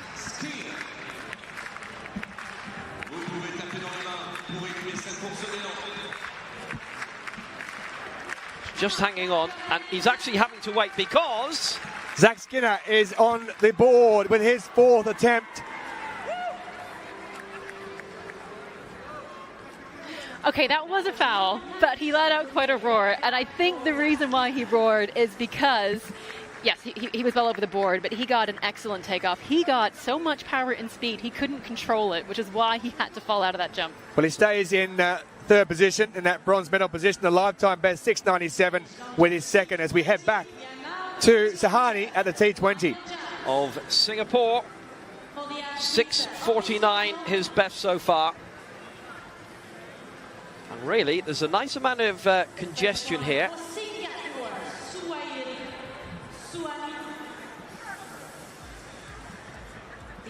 It's got a little bit cooler. There's been some cloud that's come over as well, which is, I guess, pleasant in a way. You can see the windsock there just moving across to the side.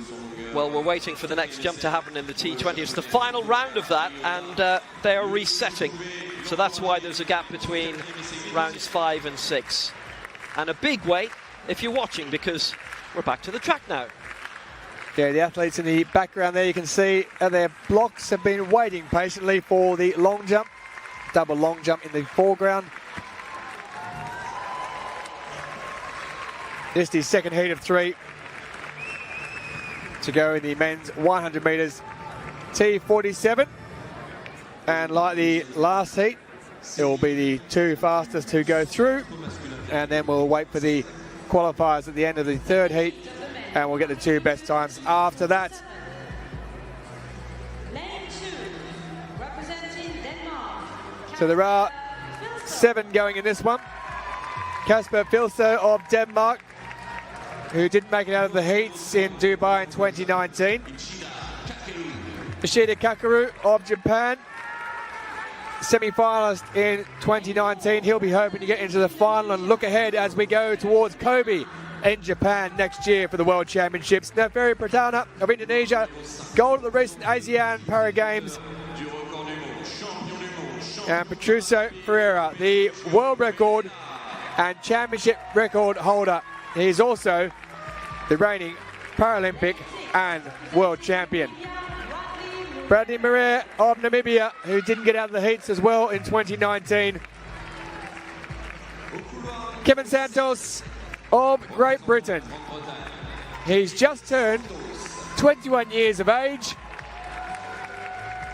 He's in his first major championships. And Abdulaziz Hashim Mahmoud of Egypt. Lifetime best set this year of 11.50. It's hit 2 of the men, 100 meters, T47. First is 2 of the race will advance to. So we've seen Patricio Ferreira cheering on his fellow athletes in the crowd when they've been coming up with great things, and world and championship records, gold, silvers, bronzes, even season and lifetime bests. He's been there cheering them on. The world and Paralympic champion. It's now his turn to shine in the sun here in Paris at the Stade Charlotte. The top 2 will go through. Big hopes for that man there. Hopefully a long and prosperous career. 10.83, his lifetime best. That would place him second in the field here as far as lifetime bests go, behind just Patricio Ferreira, the world and Paralympic champion.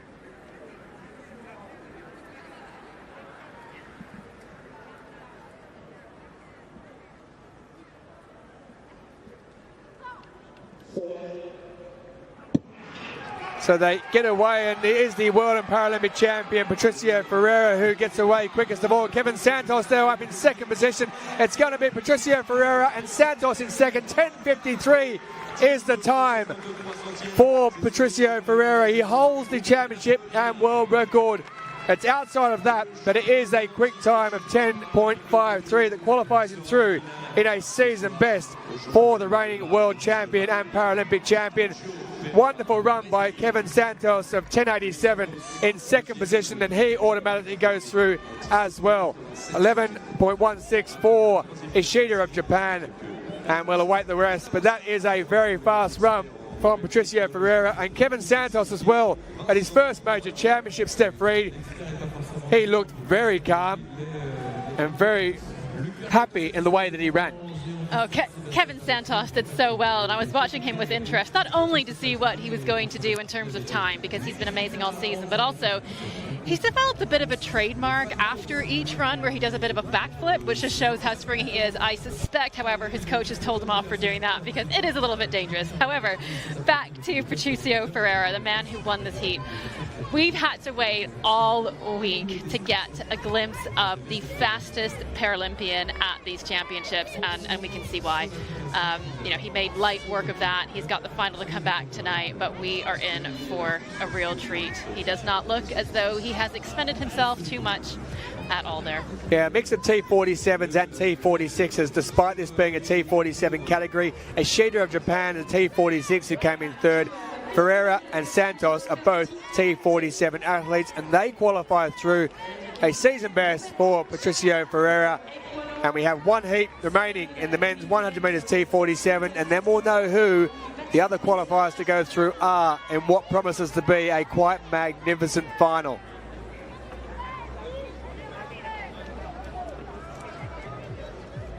A lot of the finals have been, and the long jump action continues. This is T13. Akhmadov of Uzbekistan. A lifetime best of 6:49 that he set with his opening jump. This is number 5. He's in 7th position at present.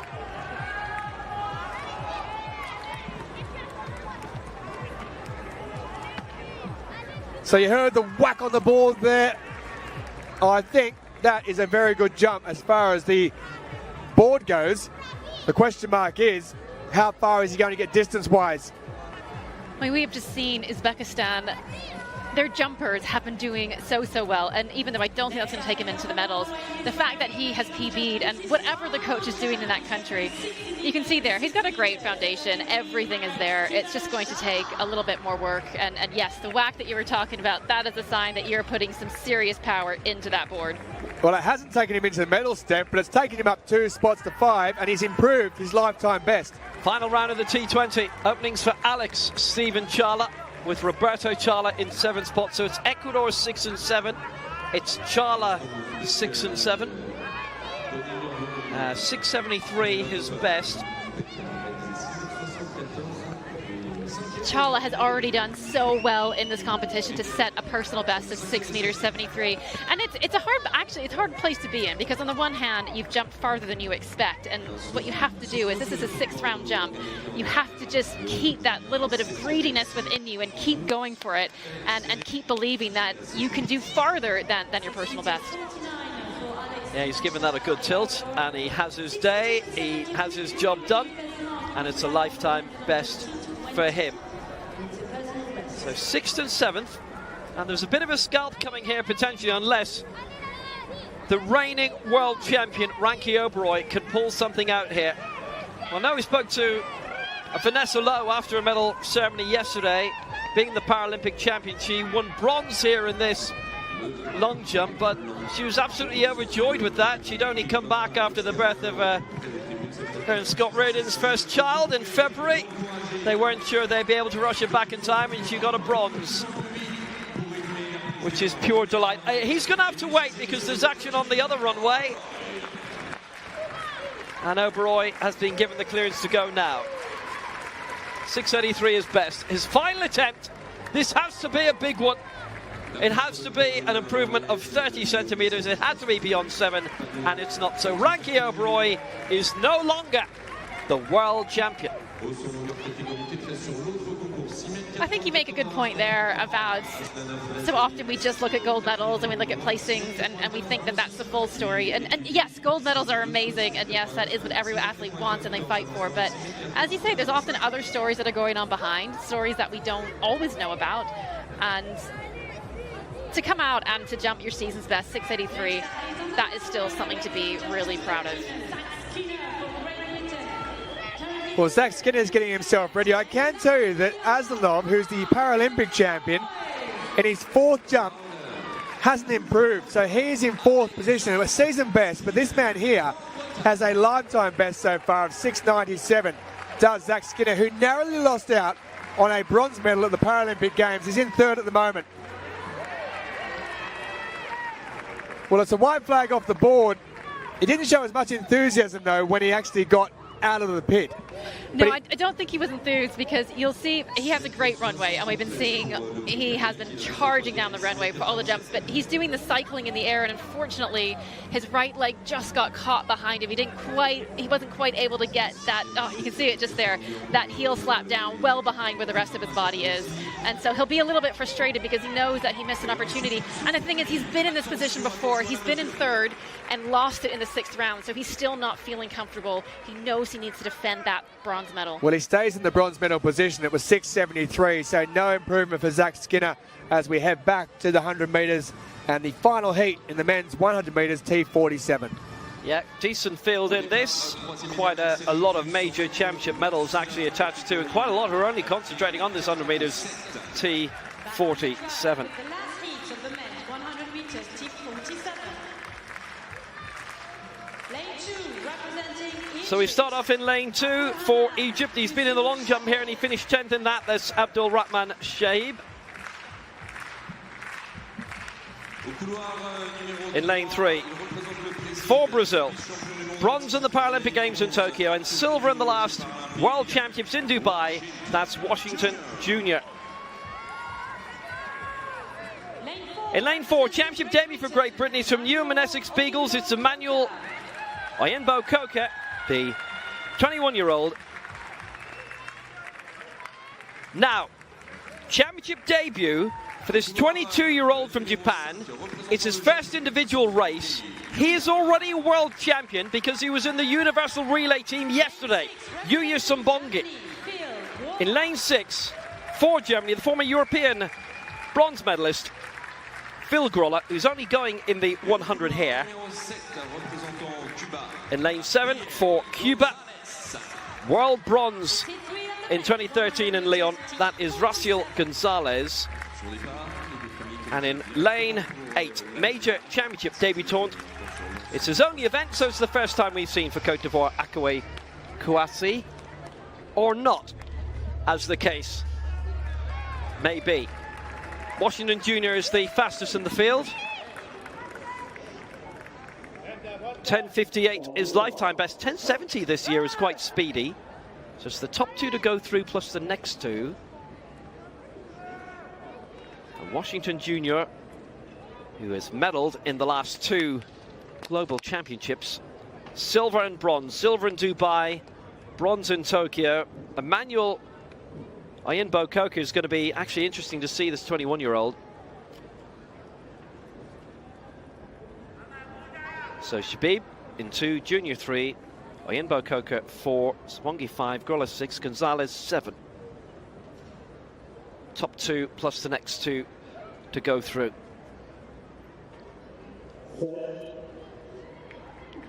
Ooh, Shabib has stood up. Now, if he's done that early enough, he's okay. I'm not sure if he has done. T47, it is ambulant, it's below elbow or wrist category, and sometimes in this, as we've seen, the coordination impairment, which obviously it's a different category, but sometimes you get the benefit of the doubt. So in this category, starting blocks are optional, and when they are optional, it means that they don't turn on the starting information system. So it's not done based on the pressure pads. It is a judgment call made by the starting official, who understand that if you only have one arm to balance yourself, it can be a little bit difficult. So it will be a judgment call. It'll be hard to red card here as well, because he went so early he'd almost finished the race by the time the rest of them stood up. Now, you saw an official getting a red card ready, but another official came out with a green card who has presumably overruled him. So it's a green card for everybody, and you know what? That's perfectly okay. This is elite sport, but everybody's been through something. Everybody's competing with an impairment, and it's not just in athletics. I know we concentrate on the athletics. It's deliberate that we don't go through the life stories. It's not right in a sporting context. The athletes, we've heard feedback from so many, they don't want those stories. They're athletes competing in athletics. We talk about the athletics, but in everyday life, there's a bit extra to handle. It's always important to remember that too. So, green card. And that's absolutely right. Shabib in 2, Junior 3, Oyinbo-Koka 4, Sumbongi 5, Groller 6, Gonzalez 7. Top 2 plus 2. And away this time. Oh, what a start by Emmanuel Oyinbo-Koka, and also Washington Jr. And he's away. Oyinbo-Koka currently in second place. It's Junior who's going to take it. Oyinbo-Koka in second. Gonzalez in third will have to wait. 10:85. That was serious stuff by the Paralympic bronze medalist. Silver last time out in Dubai, but what a championship debut for Emmanuel Oyinbo-Koka. He's 21 years old, and he will be for Great Britain in this 100 meters final. Wow, what a year for, what a 3-year period for Oyinbo-Koka. In 2020, he gave Princess Catherine a starting block lesson, and then in 2022 became the Commonwealth champion, and now has qualified for the final. And just look there at the ingenuity and creativity across the starts. Oyinbo-Koka starts with what looks like a prosthetic arm, but he leaves it on the ground. He's just using it for balance. But we see there Washington Jr. just streaking away. I mean, he made intentions known at the start, giving the camera a bit of a flex, and you can see there why he's so good. Just building the speed, head down, getting his acceleration phase in, and really doing most of the damage there. And from that point on, he can just, we call it gliding. That's a bit of a misnomer. There's still a lot of power going in there, but it's just this idea that he's keeping that rhythm, not having to expend any extra energy there. Well, Gonzalez in third, looking to be fast. That was excellent by Oyombia Coker. I have to say, Washington Jr., well, the Brazilian team, all members are nothing if not confident, and he definitely has that, and just taken in the end in the photo by Oyombia Coker ahead of Gonzalez. We now have the medalist of this event, bronze medalist for Greece, Athanasios Prodromou, 7m12.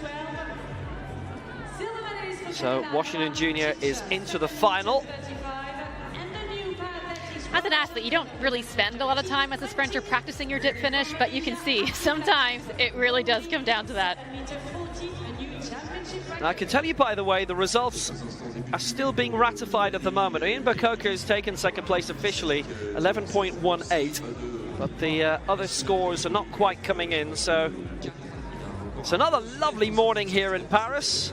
Even when it's been overcast, it's been really nice. Decent crowds all week.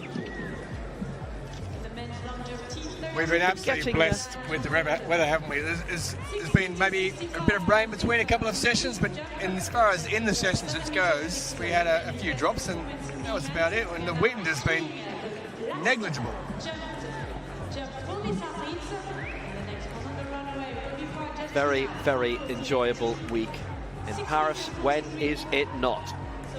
And hey, we have a bonus World Championships next May in Kobe in Japan, so pretty much the same times as the Tokyo Paralympic Games, and then it's the next Paralympic Games in Paris next year. So Washington Jr. is through, Emmanuel Oyombia Coker is through, and the rest, well, look at that, it's the same time between Emmanuel Oyombia Coker and Raciel Gonzalez. And from this, well, the rest are all out, I'm afraid. 11m19 pour Hailey Kaili l'Iranien. Il prend directement la troisième place provisoire du concours. La tête du concours, 11m69. La deuxième place, 11m. I can tell you, by the way, Hassan Dorshi did not improve in that long jump T20, and he finishes in fourth position. Oyombia Coker is lucky he went through then, because Gonzalez, who finished behind him by 1,000 of a second, has gone out. Gold for Romley again in the men's long jump T20. Championship record 7m40. That came in round two, and he only decided to jump once more on that. And America's record for Noah Vukcic from Calgary in Canada with the silver, and the bronze to Athanasios Prodromou of Greece. Third spot, 7m12. Ranky Oberoi, the previous world champion, finishes in fifth place. Well, party time for Romley. And this, the jump of the day. Romley, his second attempt, 7.19 in the opening round, going out to 7.40 to put him 5 centimeters clear of Noah Vukcic, who'd led at the end of the opening round with that America's record. But class is showing for Romley again, and he is now a 3-time world long jump champion. He's the reigning Asian champion, the reigning 2 in a row Paralympic champion. He has form. Long jumping is stunning when you see it done like that. It's almost this mix of a sprinter who then looks like he's about to dunk a basketball. And the range and the power and the grace that he shows, that is why he is a 7m40 jumper. And you remember the schedule that a lot of these athletes have had, because you've had the Southeast Asian Games, the ASEAN Para Games last month, and that was the second in a year, because the 2019 ones were held in 2022. Back to the track, and the women's 100 metres T35, the opening heat of 2. The top 3 in this will go through to the final, and it does contain the world champion Maria Lyle of Great Britain. The Paralympic champion Zhao will go in the second heat. Bronze in the 200 already for Maria Lyle at these championships. Gu Qinjian of China. He's silver medalist here over 200 metres, 19 years of age.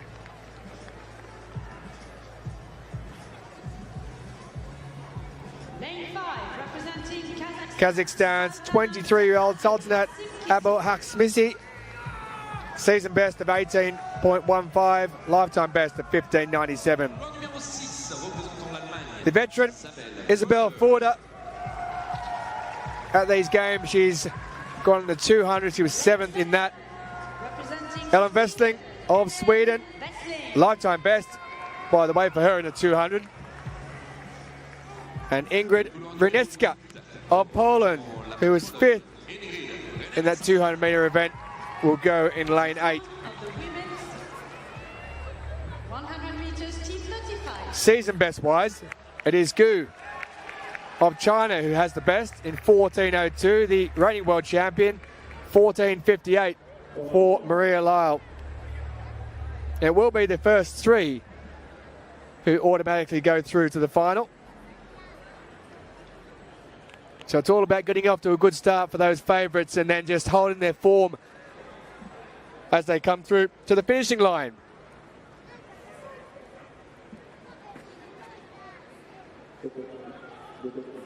They've been asked to stand up.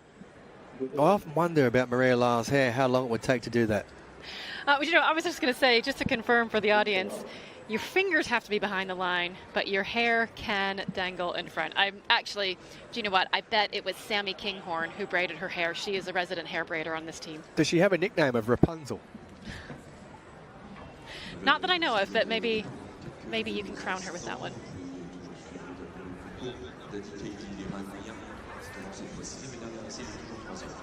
It is very long. I always wondered how much extra weight that would add and how much time it might take off me.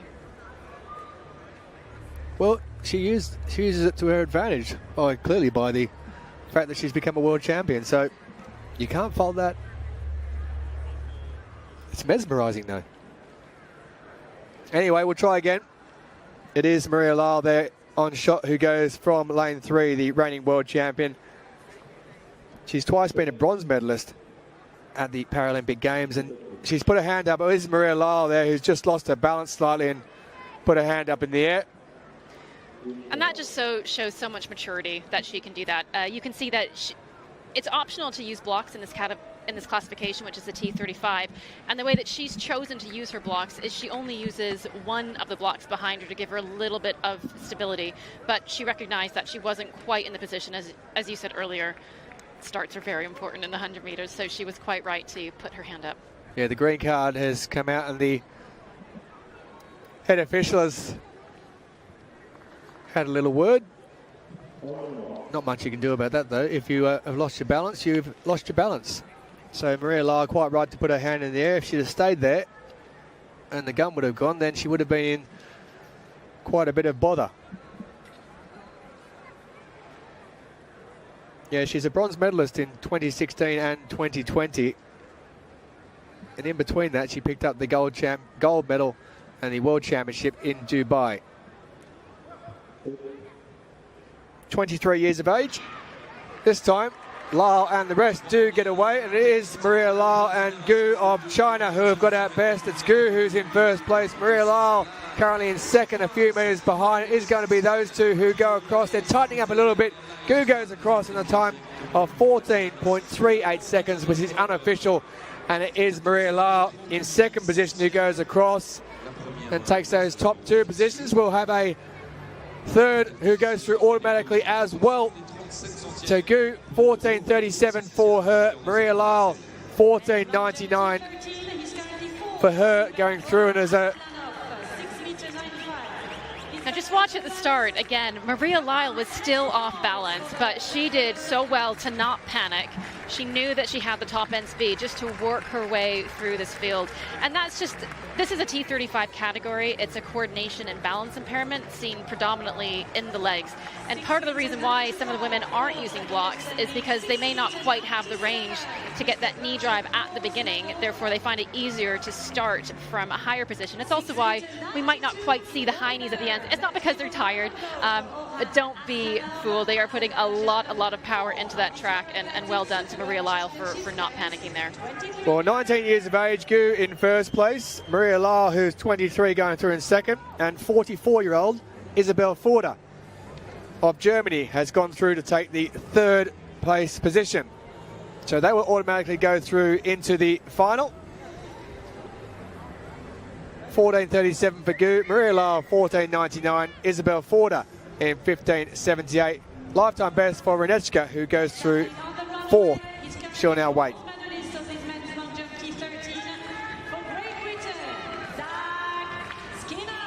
So here we go with the T13 men's long jump. It is Zach Skinner with his final jump. He is guaranteed the bronze medal. He's 2 centimetres ahead of fourth place of Aslanov. It's all or nothing, really. He can afford to go deep on the board, and he likes it. Wow, what a difference 2 years make. In Tokyo, he had the bronze medal snatched from him by a 2 centimeter margin. And right now, he is in the bronze medal position by a 2 centimeter margin. He already knows he has the bronze, but he still wanted a little bit farther. You can still see he's going for this jump. Perfect placement on the board, but huge well done to Zach Skinner for bouncing back and claiming his first global long jump medal. Well, there is some irony. 6.97. The man he's knocked into fourth position didn't improve on that last one. It's a lifetime best, but Aslanov, who took the gold medal and became the Paralympic champion in Tokyo, has finished in fourth position. So a bronze medal for Zach Skinner. Now, talking of Tokyo, Kobe next year for the World Championship in Japan. And Fukunaga, who's currently in his silver medal position, a new Asian record of 7.03. He's 3 centimetres off the leader, Isaac Jean-Paul of the USA. Fukunaga needs to find himself 4 centimetres to overtake Jean-Paul and get into the gold medal position. Here he goes. Well, he lost some on the board. I think he was a little bit short of the board there, so he knows he's lost a bit of distance, and he'll have to settle for the silver medal, but I'm sure coming into this, he'd have taken that. He won gold here already over 400 metres. He's now won a silver medal in the World Championships in the long jump. Yeah, it was a bit flat in terms of jumping, and you're right, it was behind the board. And again, we just see the fine margins in this long jumping. I mean, it's been sent. I mean, he lost a huge amount on the board, not a small amount. And perhaps that was because his coach told him, you know, you got to go for this jump. And so they moved the runway back, trying to modify and give that bit of extra room. Again, these are all sorts of decisions you're making as an athlete. But it just goes to show those fine margins. He is 3 centimeters off that gold medal. Well, he's lost around 30 centimetres or so there, so he finishes with an Asian record 7.03. And this man here, Isaac Jean-Paul, has decided that he's going to forfeit his final jump. He was busy down there dancing, I saw about 20 minutes ago, with the music as the 100-metre races were going, and he was enjoying himself supremely. He'll enjoy himself tonight, I'm sure. 7.06, that was with his opening jump. His lifetime best is 7.28. His season best this year was 7.10. He didn't get up to that. He didn't need to. He took bronze back in 2020 in Tokyo. He took silver in the last World Championships. He's now a gold medalist. 7.06. Fukunaga with an Asian record with silver. And Zach Skinner, a lifetime best for Great Britain, picks up the bronze medal. Well, they had the T13s going next to the T20s. It was a bit slow technically to start with. They had a few issues. But once everyone got going and into the swing of things, it was that man there who reigned supreme. Improving on his silver medal from 4 years ago, he is now a world champion. Isaac Jean-Paul of the United States of America. So it's the second heat, second semi-final effectively of this women's 100 meters T35, the most impaired of the standing coordination impairment competitions, and we've got some brilliant athletes in this as well, including the 100 meters bronze medalist last time out at the Worlds in 2019 for the Netherlands, Nienke Timmer. She's a 4-time European Championship medalist. This is the reigning Asian and Paralympic champion, the woman who's won the 100 and the 200 at the last 2 Paralympic Games, the world record holder, Xiao Jia of China. In lane 5 for Ukraine, bronze in the 100 and the 200 in the 2018 Europeans in Berlin, it's Valeria Janhall. In lane 6, the 16-year-old who finished 5th in the 200 as a 14-year-old in Tokyo, Fatima Suwaid. In lane 7 for Poland, the 200 meters silver medalist of the last World Championships, Jagoda Kibil. And in lane 8 for Czechia, the Czech Republic, the shot bronze medalist at the last Paralympic Games, Anna Luxova. She's finished 5th in the shot here, and that is versatility. It's the first 3 and the next 2 to go through, the fastest in the field this year by a long way. Xiao Jia, who came within half a second of her own world record set in Tokyo at the Paralympic Games 2 years ago when she shot past Isis Holt. Her 200 meters triumph here was her 5th global gold. Actually, her first ever world gold, curiously. Suwaid in 6. So it's Timmer, Zhou, Janhall, Suwaid, Kibil and Luxova. And it is the top 3 to qualify for the final. And they are away. And what a start by Suwaid this is, a brilliant start. And now here comes Zhu Jia, the reigning Asian and Paralympic champion for China.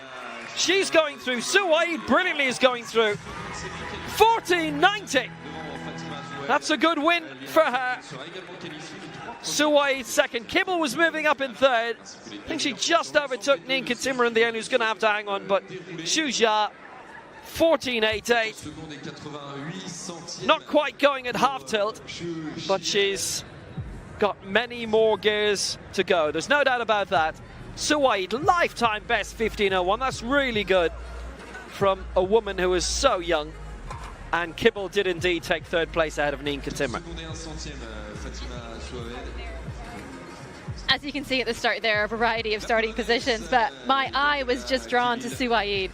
Because if you can imagine being someone that young and being completely unintimidated by the current reigning Paralympic champion, and she's off like an absolute rocket. And that's exactly what you want to see in a young athlete, and that's the benefit of being a young athlete. You're still so fearless, and you change as you go throughout your career, and you grow in age, and you grow as an athlete. But what an exciting prospect for this young woman. Yeah, and how about that for a dip by Kibil against Timmer. Kibil finished just ahead of Timmer in the World Championship final 4 years ago. Well, we're missing Isis Holt these days. I know she's been on a cookery show in Australia in the past week. And it is Xiao Jia who is cooking up a repeat if she can. 14.88. She, Suwaid, Kibil and Timmer are all into the final. Lifetime best for Janhall in 5th for Ukraine. ou B sur votre téléphone portable A ou B, au total capitaine la tête qui représente la France lors de ces championnats du monde parathlétisme 2023. La bonne réponse, c'est vrai, un petit salut à eux. The last of the field events, which is still out, is the men's shot put F34 final. This is Ahmed Hindi.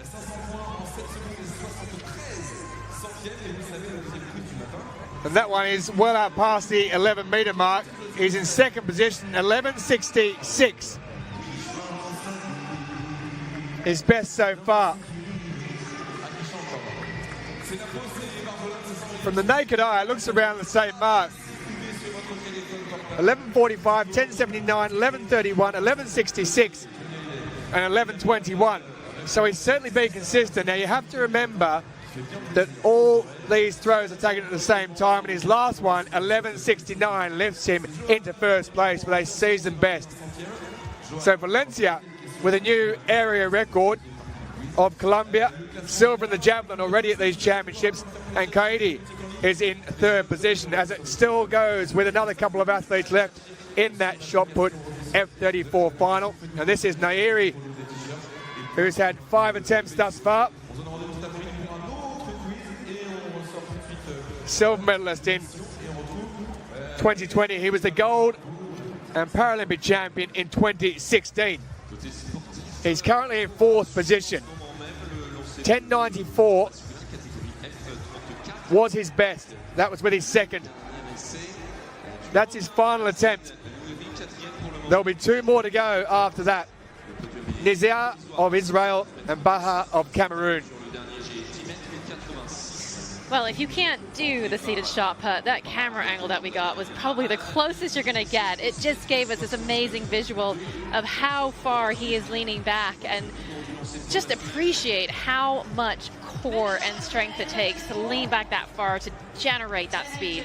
Well, the former Paralympic champion in 2016 has finished in 4th place. He hasn't improved on that 10.94, which was a season best, so he's out of the medals.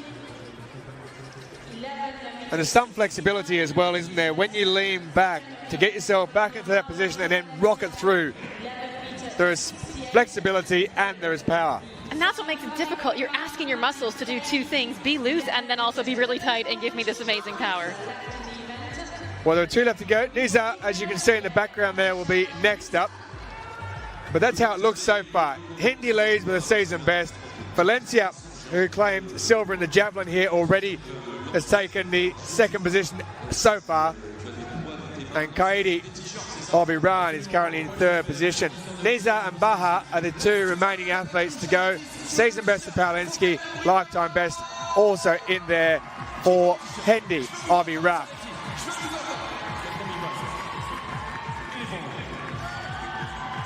So Niza just getting himself into position. It's a time-consuming process because this, of course, is the seated category. There is a specific height for the chair. The judges will make sure the athlete is completely strapped in. The athlete has to be happy with where they are. Niza there just talking to the officials and just explaining exactly what he wants before he sits down in position. He's quite relaxed about it. But this being the seated category, if your backside or your legs lift up when you throw, then you will be in a little bit of trouble and you'll be fouled. The crowd are enjoying it. We're coming towards the end of the morning session. Groups of school children making sure they can't be lost. They're in the same groups with those yellow jackets on, so that's easier for the team leaders. And just a word about the Israel team, because they're staying in my hotel. They arrived quite late. They arrived around Thursday because they only had competition on the last 2 days on Sunday and Monday. I know in the 400 their athlete had a lifetime best. Didn't qualify. But obviously teams who are competing late in the week, they're not going to arrive at the start of the week. They'll train elsewhere. And in their case, they popped over from Jerusalem, which is a long flight. That's a very long flight.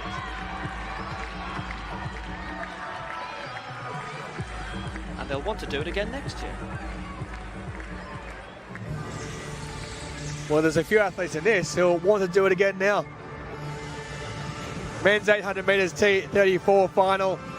And this promises to be an absolute belter. There are certain events that you look at and you think, I cannot wait to see this. For a number of reasons. Gong Wenhao from China, who was 5th in the 400 metres at these championships, will go from lane 1. Australia's Reid McCracken. He was a bronze medalist in Rio in 2016. He's already gone in the 400 metres here. He finished 8th in that. Looking for a medal, his last hope in this one. Wally Katila, he broke the championship record in the opening heat. He's the Paralympic champion. He didn't get off to a great start at these championships. He took bronze in the 100. He's knocked out into 4th position in the 400. Austin Smink, he was the man last night, you remember, of Canada when they were disqualified at the end of the universal relay. But he has had a good championships. Silver in the 100, bronze in the 400. Mohamed Al Mahdi, silver in the 400 metres here. He is the reigning world champion. Then we get to Chawat Ratana. Broke the championship record himself in the second heat. He also holds the world record that he set in Thailand in March of this year. Has won gold in the 400 metres. He's now going for the double in the 800. Mauritius's Roberto Michel. His first major championships, he was 7th in the 400. Now he goes in the 800. And the man who took bronze in Tokyo in 2020, Wang Yang of China, will go out in lane 8. So we have the world record and championship record holder, Chawat Ratana. We have the Paralympic champion in Wally Katila. And we have the world champion in Mohamed El Hamadi. What more can you ask for to finish the morning session on the final day of these World Para-Athletics Championships?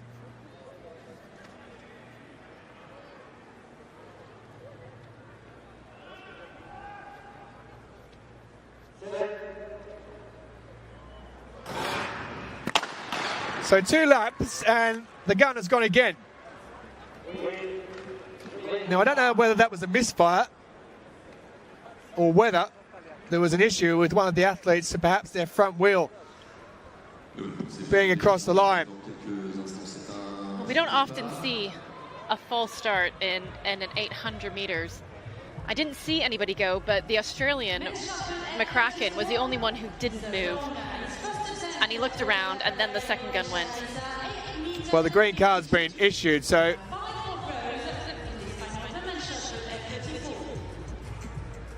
yeah, it's Reed McCracken. You can see there, he just doesn't get away. So in fairness to the officials, before the athletes have got too far, they're going to restart it. So it was the opposite of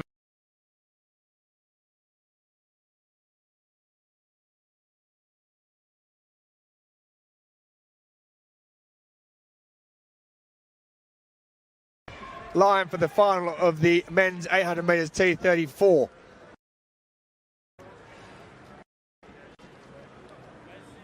So that's added a bit of extra spice, and this time they do get away, and all of them, as you would expect, including Wally Katila, who got off to a disappointing start by his standards here at these championships, has gone out well, as has Austin Smink, and Reed McCracken is in 3rd position, up to 2nd, and he is looking very strong indeed as they head down and all move across towards the inside. Now this is where it gets interesting, because you want to get position.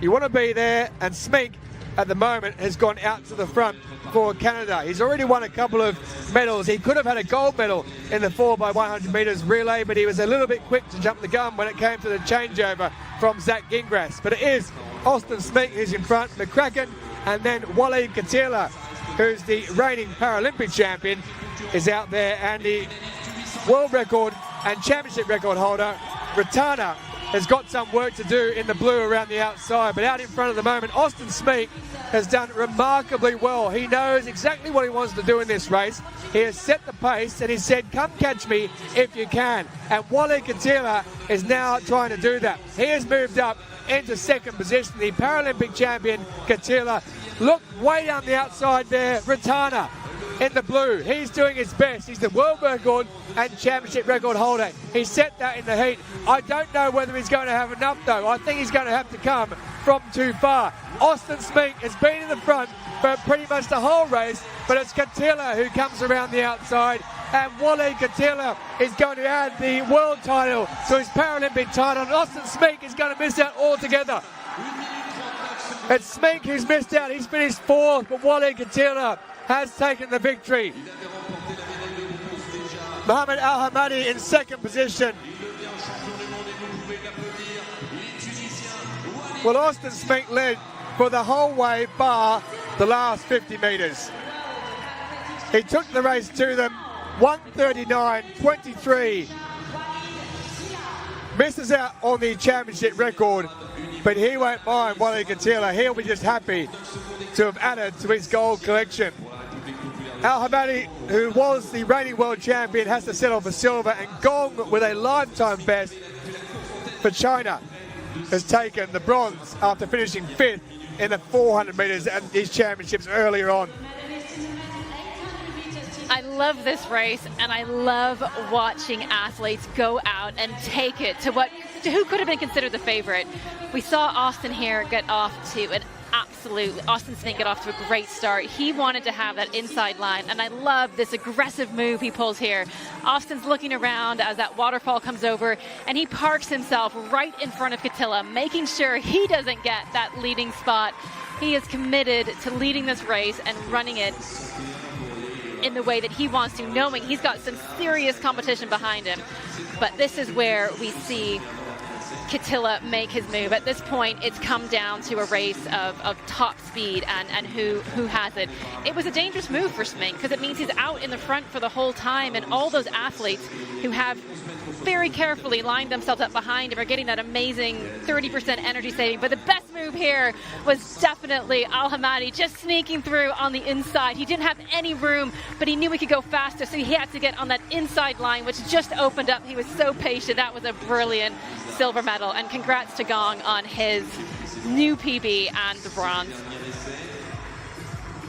Well, the Paralympic champion on 2 occasions, Wally Katila, has now won his 4th World Championship over this distance. He was disappointed earlier in the championships when he was run out of the medals in an early race, but the 800 metres has seen him blast into the gold medal position with a perfectly timed race. Al Hamadi, the former world champion, takes the silver, and Gong, a lifetime best for the Chinese athlete, 140.13, lifetime best for him. Chowat Ratana, who holds the championship record, he's set in the heat in 6th position. Maybe tactically didn't get it right. Katila himself had broken the championship record in the first heat before Ratana broke it, but it doesn't matter in the end. It's all about winning that gold medal. The sun's certainly shining on Wally Katila.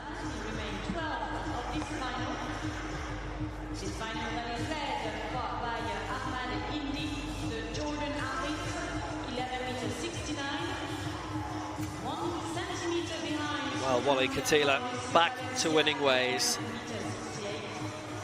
So he does leave Paris with the gold medal. Suddenly this T34 has become ultra competitive. As is this men's shot put F34, which is now heading towards 3 hours. We have 1 athlete who's left to throw. Give you details of the leaders in a moment. The man we're going to see is Louis Baha of Cameroon.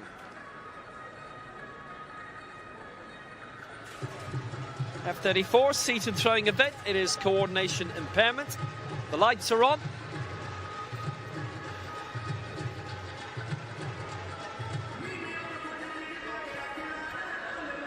So now this is Yar Nizar of Israel. So he's already gone out to 8:52. They have a team of 3 here, Israel. Alexienko has already gone for them, 988. He's lying in 11 spots. Nizar in 12th.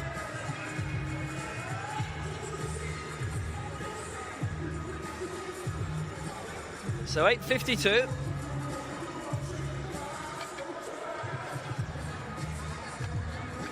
.940 is his lifetime best. You could just see Nizar there warming himself up with that vertical bar. Now the vertical bar that he's holding onto, the reason it's there is just to give him a little bit more range and stability, but the judges will have checked. earlier in the evolution of the sport, it used to be that that could be made of an elastic material, whereas now it has to be rigid. It can't give you any extra spring-like energy. Well, his teammate Alexienko kicked off with a brilliant throw of 9.88. It's Ahmed Hindi who is leading this for Jordan, 11.69. Mauricio Valencia a centimetre behind with an America's record, 11.68. He was the long-time leader in this. He went third. Hindi went in 8th position. And it was his last throw of 11.69 that has put him into the gold medal position for now. Hadi Qaidi of Iran is in 3rd position, 11.35. The other two are definitely in the medals. Here's our 8.61 that is best so far.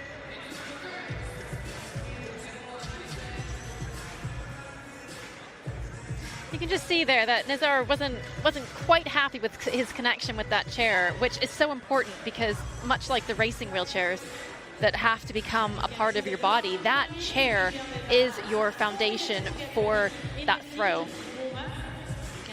They're throwing a 4-kilogram shot put. And actually, we've seen across the classifications in the different throwing events, the weights of the shot and the javelin and the discus, they do change, and that's just to accommodate the various classifications. And that is best today at 8.64. So for someone from Israel to hit the top 10, he's going to have to go beyond 10 meters, which should be a lifetime best. His teammate Alexienko is a 9.91 man this season, which is his lifetime best. He threw 9.88 right at the start in this shot put.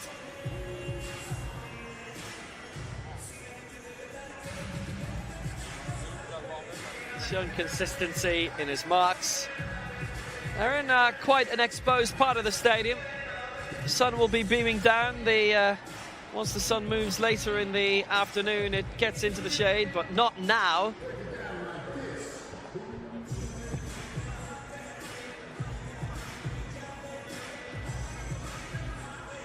That's the thing about the coordination impairment, as you can quite obviously see. And it has an impact in everyday life. I mean, we do focus on the athletes and their athletic competition and the complications within, but obviously there are complications in everyday life too.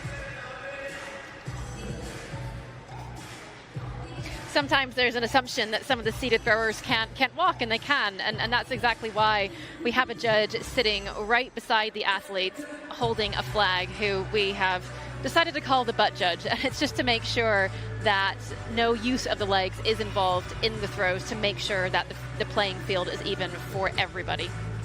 So Ahmed Hindi is leading this men's shot put final, with Louis Baha still to throw.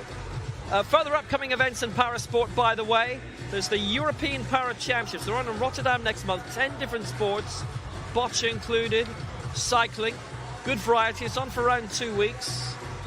The World Paralifting Championships are on in Dubai towards the end of next month. Also, a major wheelchair rugby competition will be on here in October in Paris, the last week, and the final will be in the Accor Arena, if you're passing by. And of course, Manchester is the World Para Swimming next month. It is busy.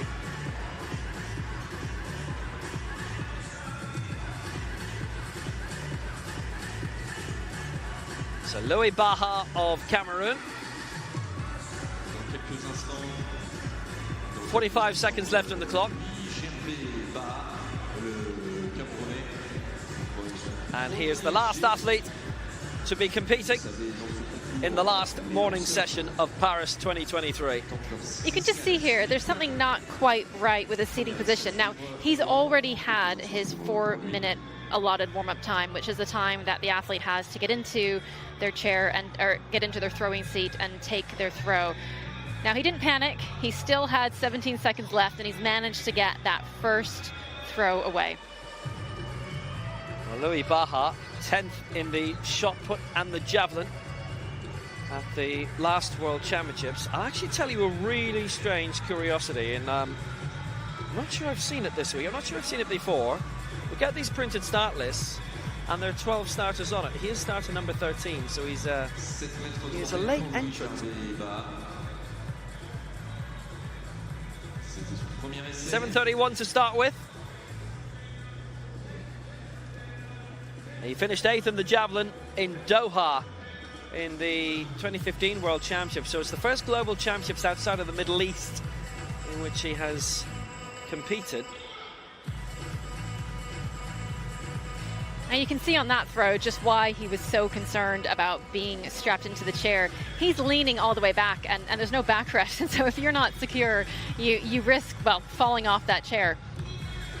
And it's not just an athlete, by the way, para-athletics he is in. He is also in shooting, which is officially called shooting para-sports, because calling it, and there's no punchline here, this is true, calling it para-shooting, they felt, would give people the wrong idea. 8 meters, he's in 13th spot. That's true. My good friend Richard Drew and Glenn Larmer, who work in a lot of shooting, said that they've worked on it in the Paralympics, and that is literally the reason why. It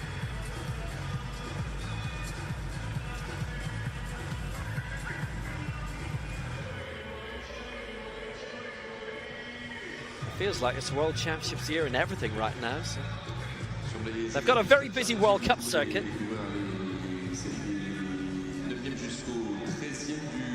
8:62 that was.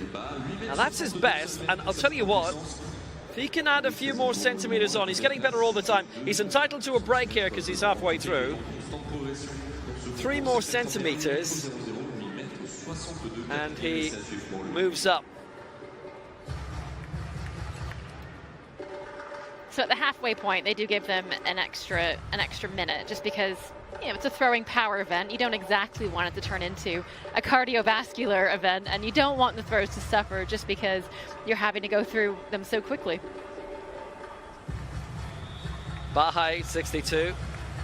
So he's had his rest. He's had his imbibement.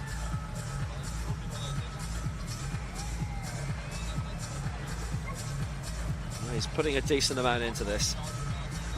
You can see his coach there trying to communicate with him, and while on the ambulance throws events, the athletes can walk over and get a little bit of feedback, a little bit of encouragement and cues, whereas in this case, because they are strapped in, if they find that they are having an issue, they are going to have to analyze and work through it on their own. Well, that one was 8:48, so he's looking to just get a little bit beyond that.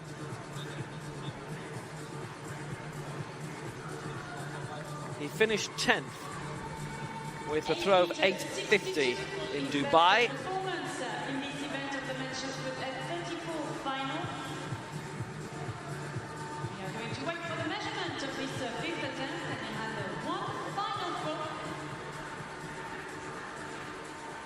Also a javelin thrower, having finished 10th with a 23:32 in Dubai.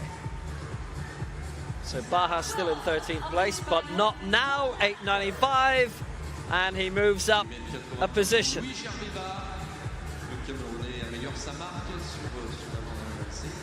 So Jordan are on the way to gold through Ahmad Hindi. Louis Baha to wrap up 8:95. This is his last throw for Cameroon.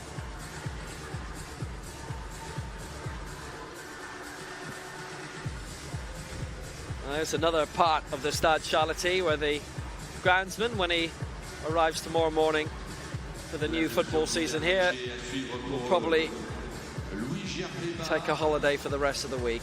Worry about it. Worry about it next month. It's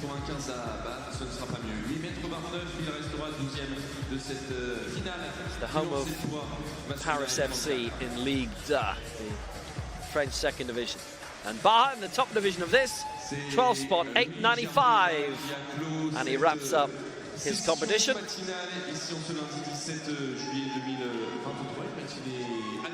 And his job, his work, his World Championships are done. Well, there's the view from the VIP area, from the mezzanine, which we have on both sides. And obviously for Roderick Townsend Roberts, high jump final provided a lot of atmosphere.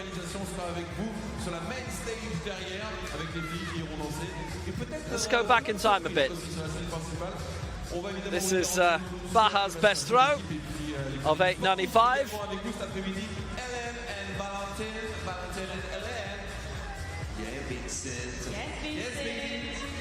À cet après-midi, puisqu'on suivra donc la dernière session de ces championnats du monde de para-athlétisme Paris 2023. Ce matin, un record du monde à signaler. Ahmad Hindi gets the gold for Jordan. 11 meters 69 by 1 centimeter. It was the last throw of the competition that won it for him. Mauricio Valencia had thrown out to 11.68, an America's record. Also in the last round, Hadi Qaidi with the bronze for Iran. This afternoon for the final bouquet of the Paralympics World Championships Paris 23. Je crois que ce sera donc le bouquet final avec 19 finales au programme de... Fun times, particularly if your name is Ahmad Hindi. He's loving it.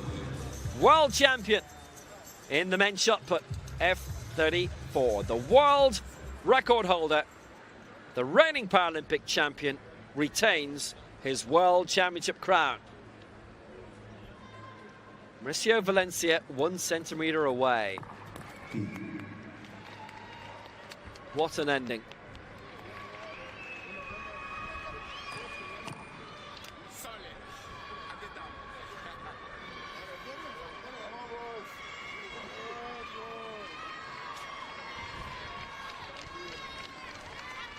All of the results today coming up. We have had quite a few finals. 25 finals on the last day. And remember, we're starting earlier, 5:30 French time, Central European time. That's 4:30 in the UK and Ireland in the afternoon. Women's javelin throw F54. Kurbanova with a championship record, taking the gold medal. Lifetime best for Salihi. Pooja with a lifetime best as well. Rodriguez a championship record in her category, but she finishes in 5th position. Does the lady who took the shot put gold already. Men's shot put F34 is just being clinched by Ahmed Hindi of Jordan, 11.69, beating off Mauricio Valencia by a centimetre, 11.68, America's record, with Qaidi of Iran in 3rd.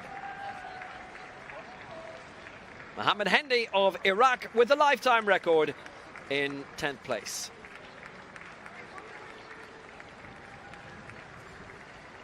Abdul Romley, claiming the men's long jump T20, holds all the titles, championship records, 7 meters 40. Noah Vukcic had led for a bit for Canada with that America's record, 7:35, silver for him, and Prodromou with the bronze for Greece.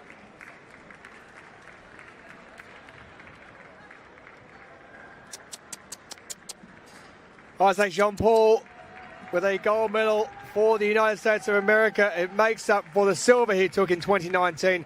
Fukunaga with an Asian record silver. Zach Skinner, he was 4th in Tokyo 2020. He takes the bronze medal. Aslanov, the reigning Paralympic champion, missed out altogether. He finished in 4th position.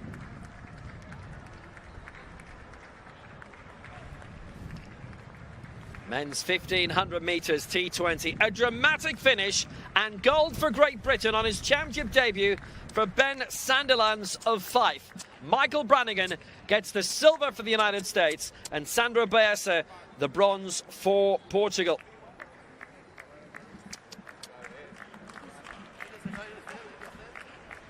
Women's shot put F40, Renata Slavinska claiming the gold medal in that one, that for shorter stature. Slavinska, the reigning Paralympic and European champion. She now holds the world record in the shot put as well. 2 non-starters at the bottom there in the field. Katarina Muller-Rotka qualified through fastest in the opening semi-final of the women's 200 metres T12 medium visual impairment. Valentina Petrillo, who's medalled in the 400 metres here, She'll go through to the final courtesy of being a fastest loser. Amara Durand taking it 23.58 in the second semi-final. Alejandro Perez also qualifying for Venezuela. Women's 200 metres T37. This is the opening heat of 2. Jolene Roberts, she equalled the championship record held by Wen, who came in second position qualifying. Mandy Francois Ali equalling her season best, and Elena Turek also going through as the fastest loser of Ukraine. Karen Palameke doing the same after goals in the 100 and the long jump, qualifying for the 200 final along with Kobzar, James and Jiang.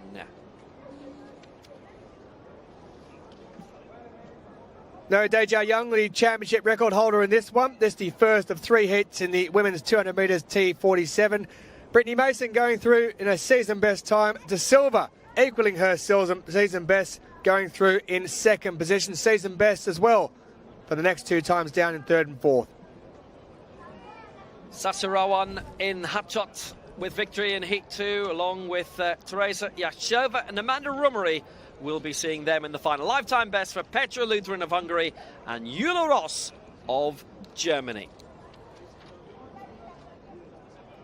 Third heat saw Saska Sokolov with a season best, who claims silver in the shot put here at these championships. Li Lu qualifies through in second position, and Briozzi of Argentina through as a fastest loser in 27.02 to the final. Victory for Jose Martins of Brazil in the men's 100 metres T47. He's into the final along with Jaden Page on his debut, and Michał Derus did make it in the end as a fastest loser for Poland. In the second heat, it saw the reigning world and Paralympic champion Patricio Ferreira with a season best time qualifying first. Also through Kevin Santos of Great Britain, the 21-year-old, his first major championship, and a fastest loser through Ishida Kakeru of Japan in third. And another Brazilian winner here, Washington Jr. in the third heat, 10.84 to qualify for the final, along with Manuel Oyinbo Coker, who just edged out Raciel Gonzalez for qualification by thousandths. The opening heat in the women's 100 metres T35 saw the world champion Maria Lyle up against the Paralympic champion Zhao, who went in the second heat, but it is Lyle who's gone through second in her heat.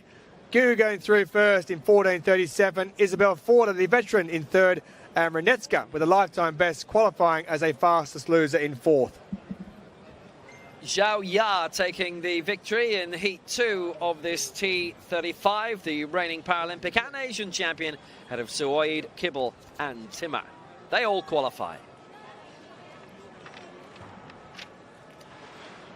What a race this was. The men's 800 metres T34. Austin Smink went out in the lead. He couldn't hold on and was swamped with around 50 to go. Waleed Katila is now a 5-time world champion taking it. Al Hamadi, the former champion, taking silver. And Gong with a lifetime best for China with the bronze.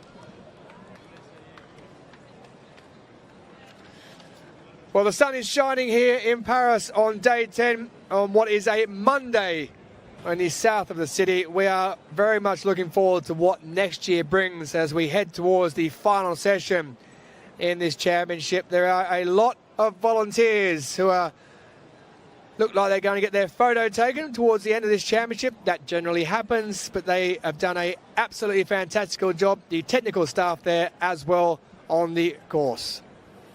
Well done, everyone. And well done, China, Brazil, Ukraine, for all the various successes. The United States hitting a 9th gold with Isaac Jean-Paul in the men's long jump T13 this morning. Great Britain picking up 2 golds through Hannah Cockcroft. 4 medals overall for Sammy Kinghorn. And a spectacular gold for Ben Sandilands this morning in the men's 1500 metres T20. Muller Rothgart doing her bit for Germany. They've picked up 3 golds so far. Poland now on 14. Stravinska in the shot put this morning. Belgium through Karabin and Genin with their 3 golds. 4 medals in total. Canada with their 11 medals with 1 gold. Amanda Katoya picking up gold in the 100 meters for Finland. Again, 5 medals for them in total. And Malaysia through Romley picking up a gold medal too today. Norway through Kashafali, right now the fastest Paralympian around. Mauritius with their 3 medals. History, famously so, heavily reported in their homeland. Indonesia with 2 medals now. France with 4 bronze medals. Sri Lanka picking up their first medal in the javelin last night. And Kuwait have done so too. 61 nations have medalled, and we're back an hour earlier tonight, just to remind you. 7 finals then in the morning session. 5 on the field.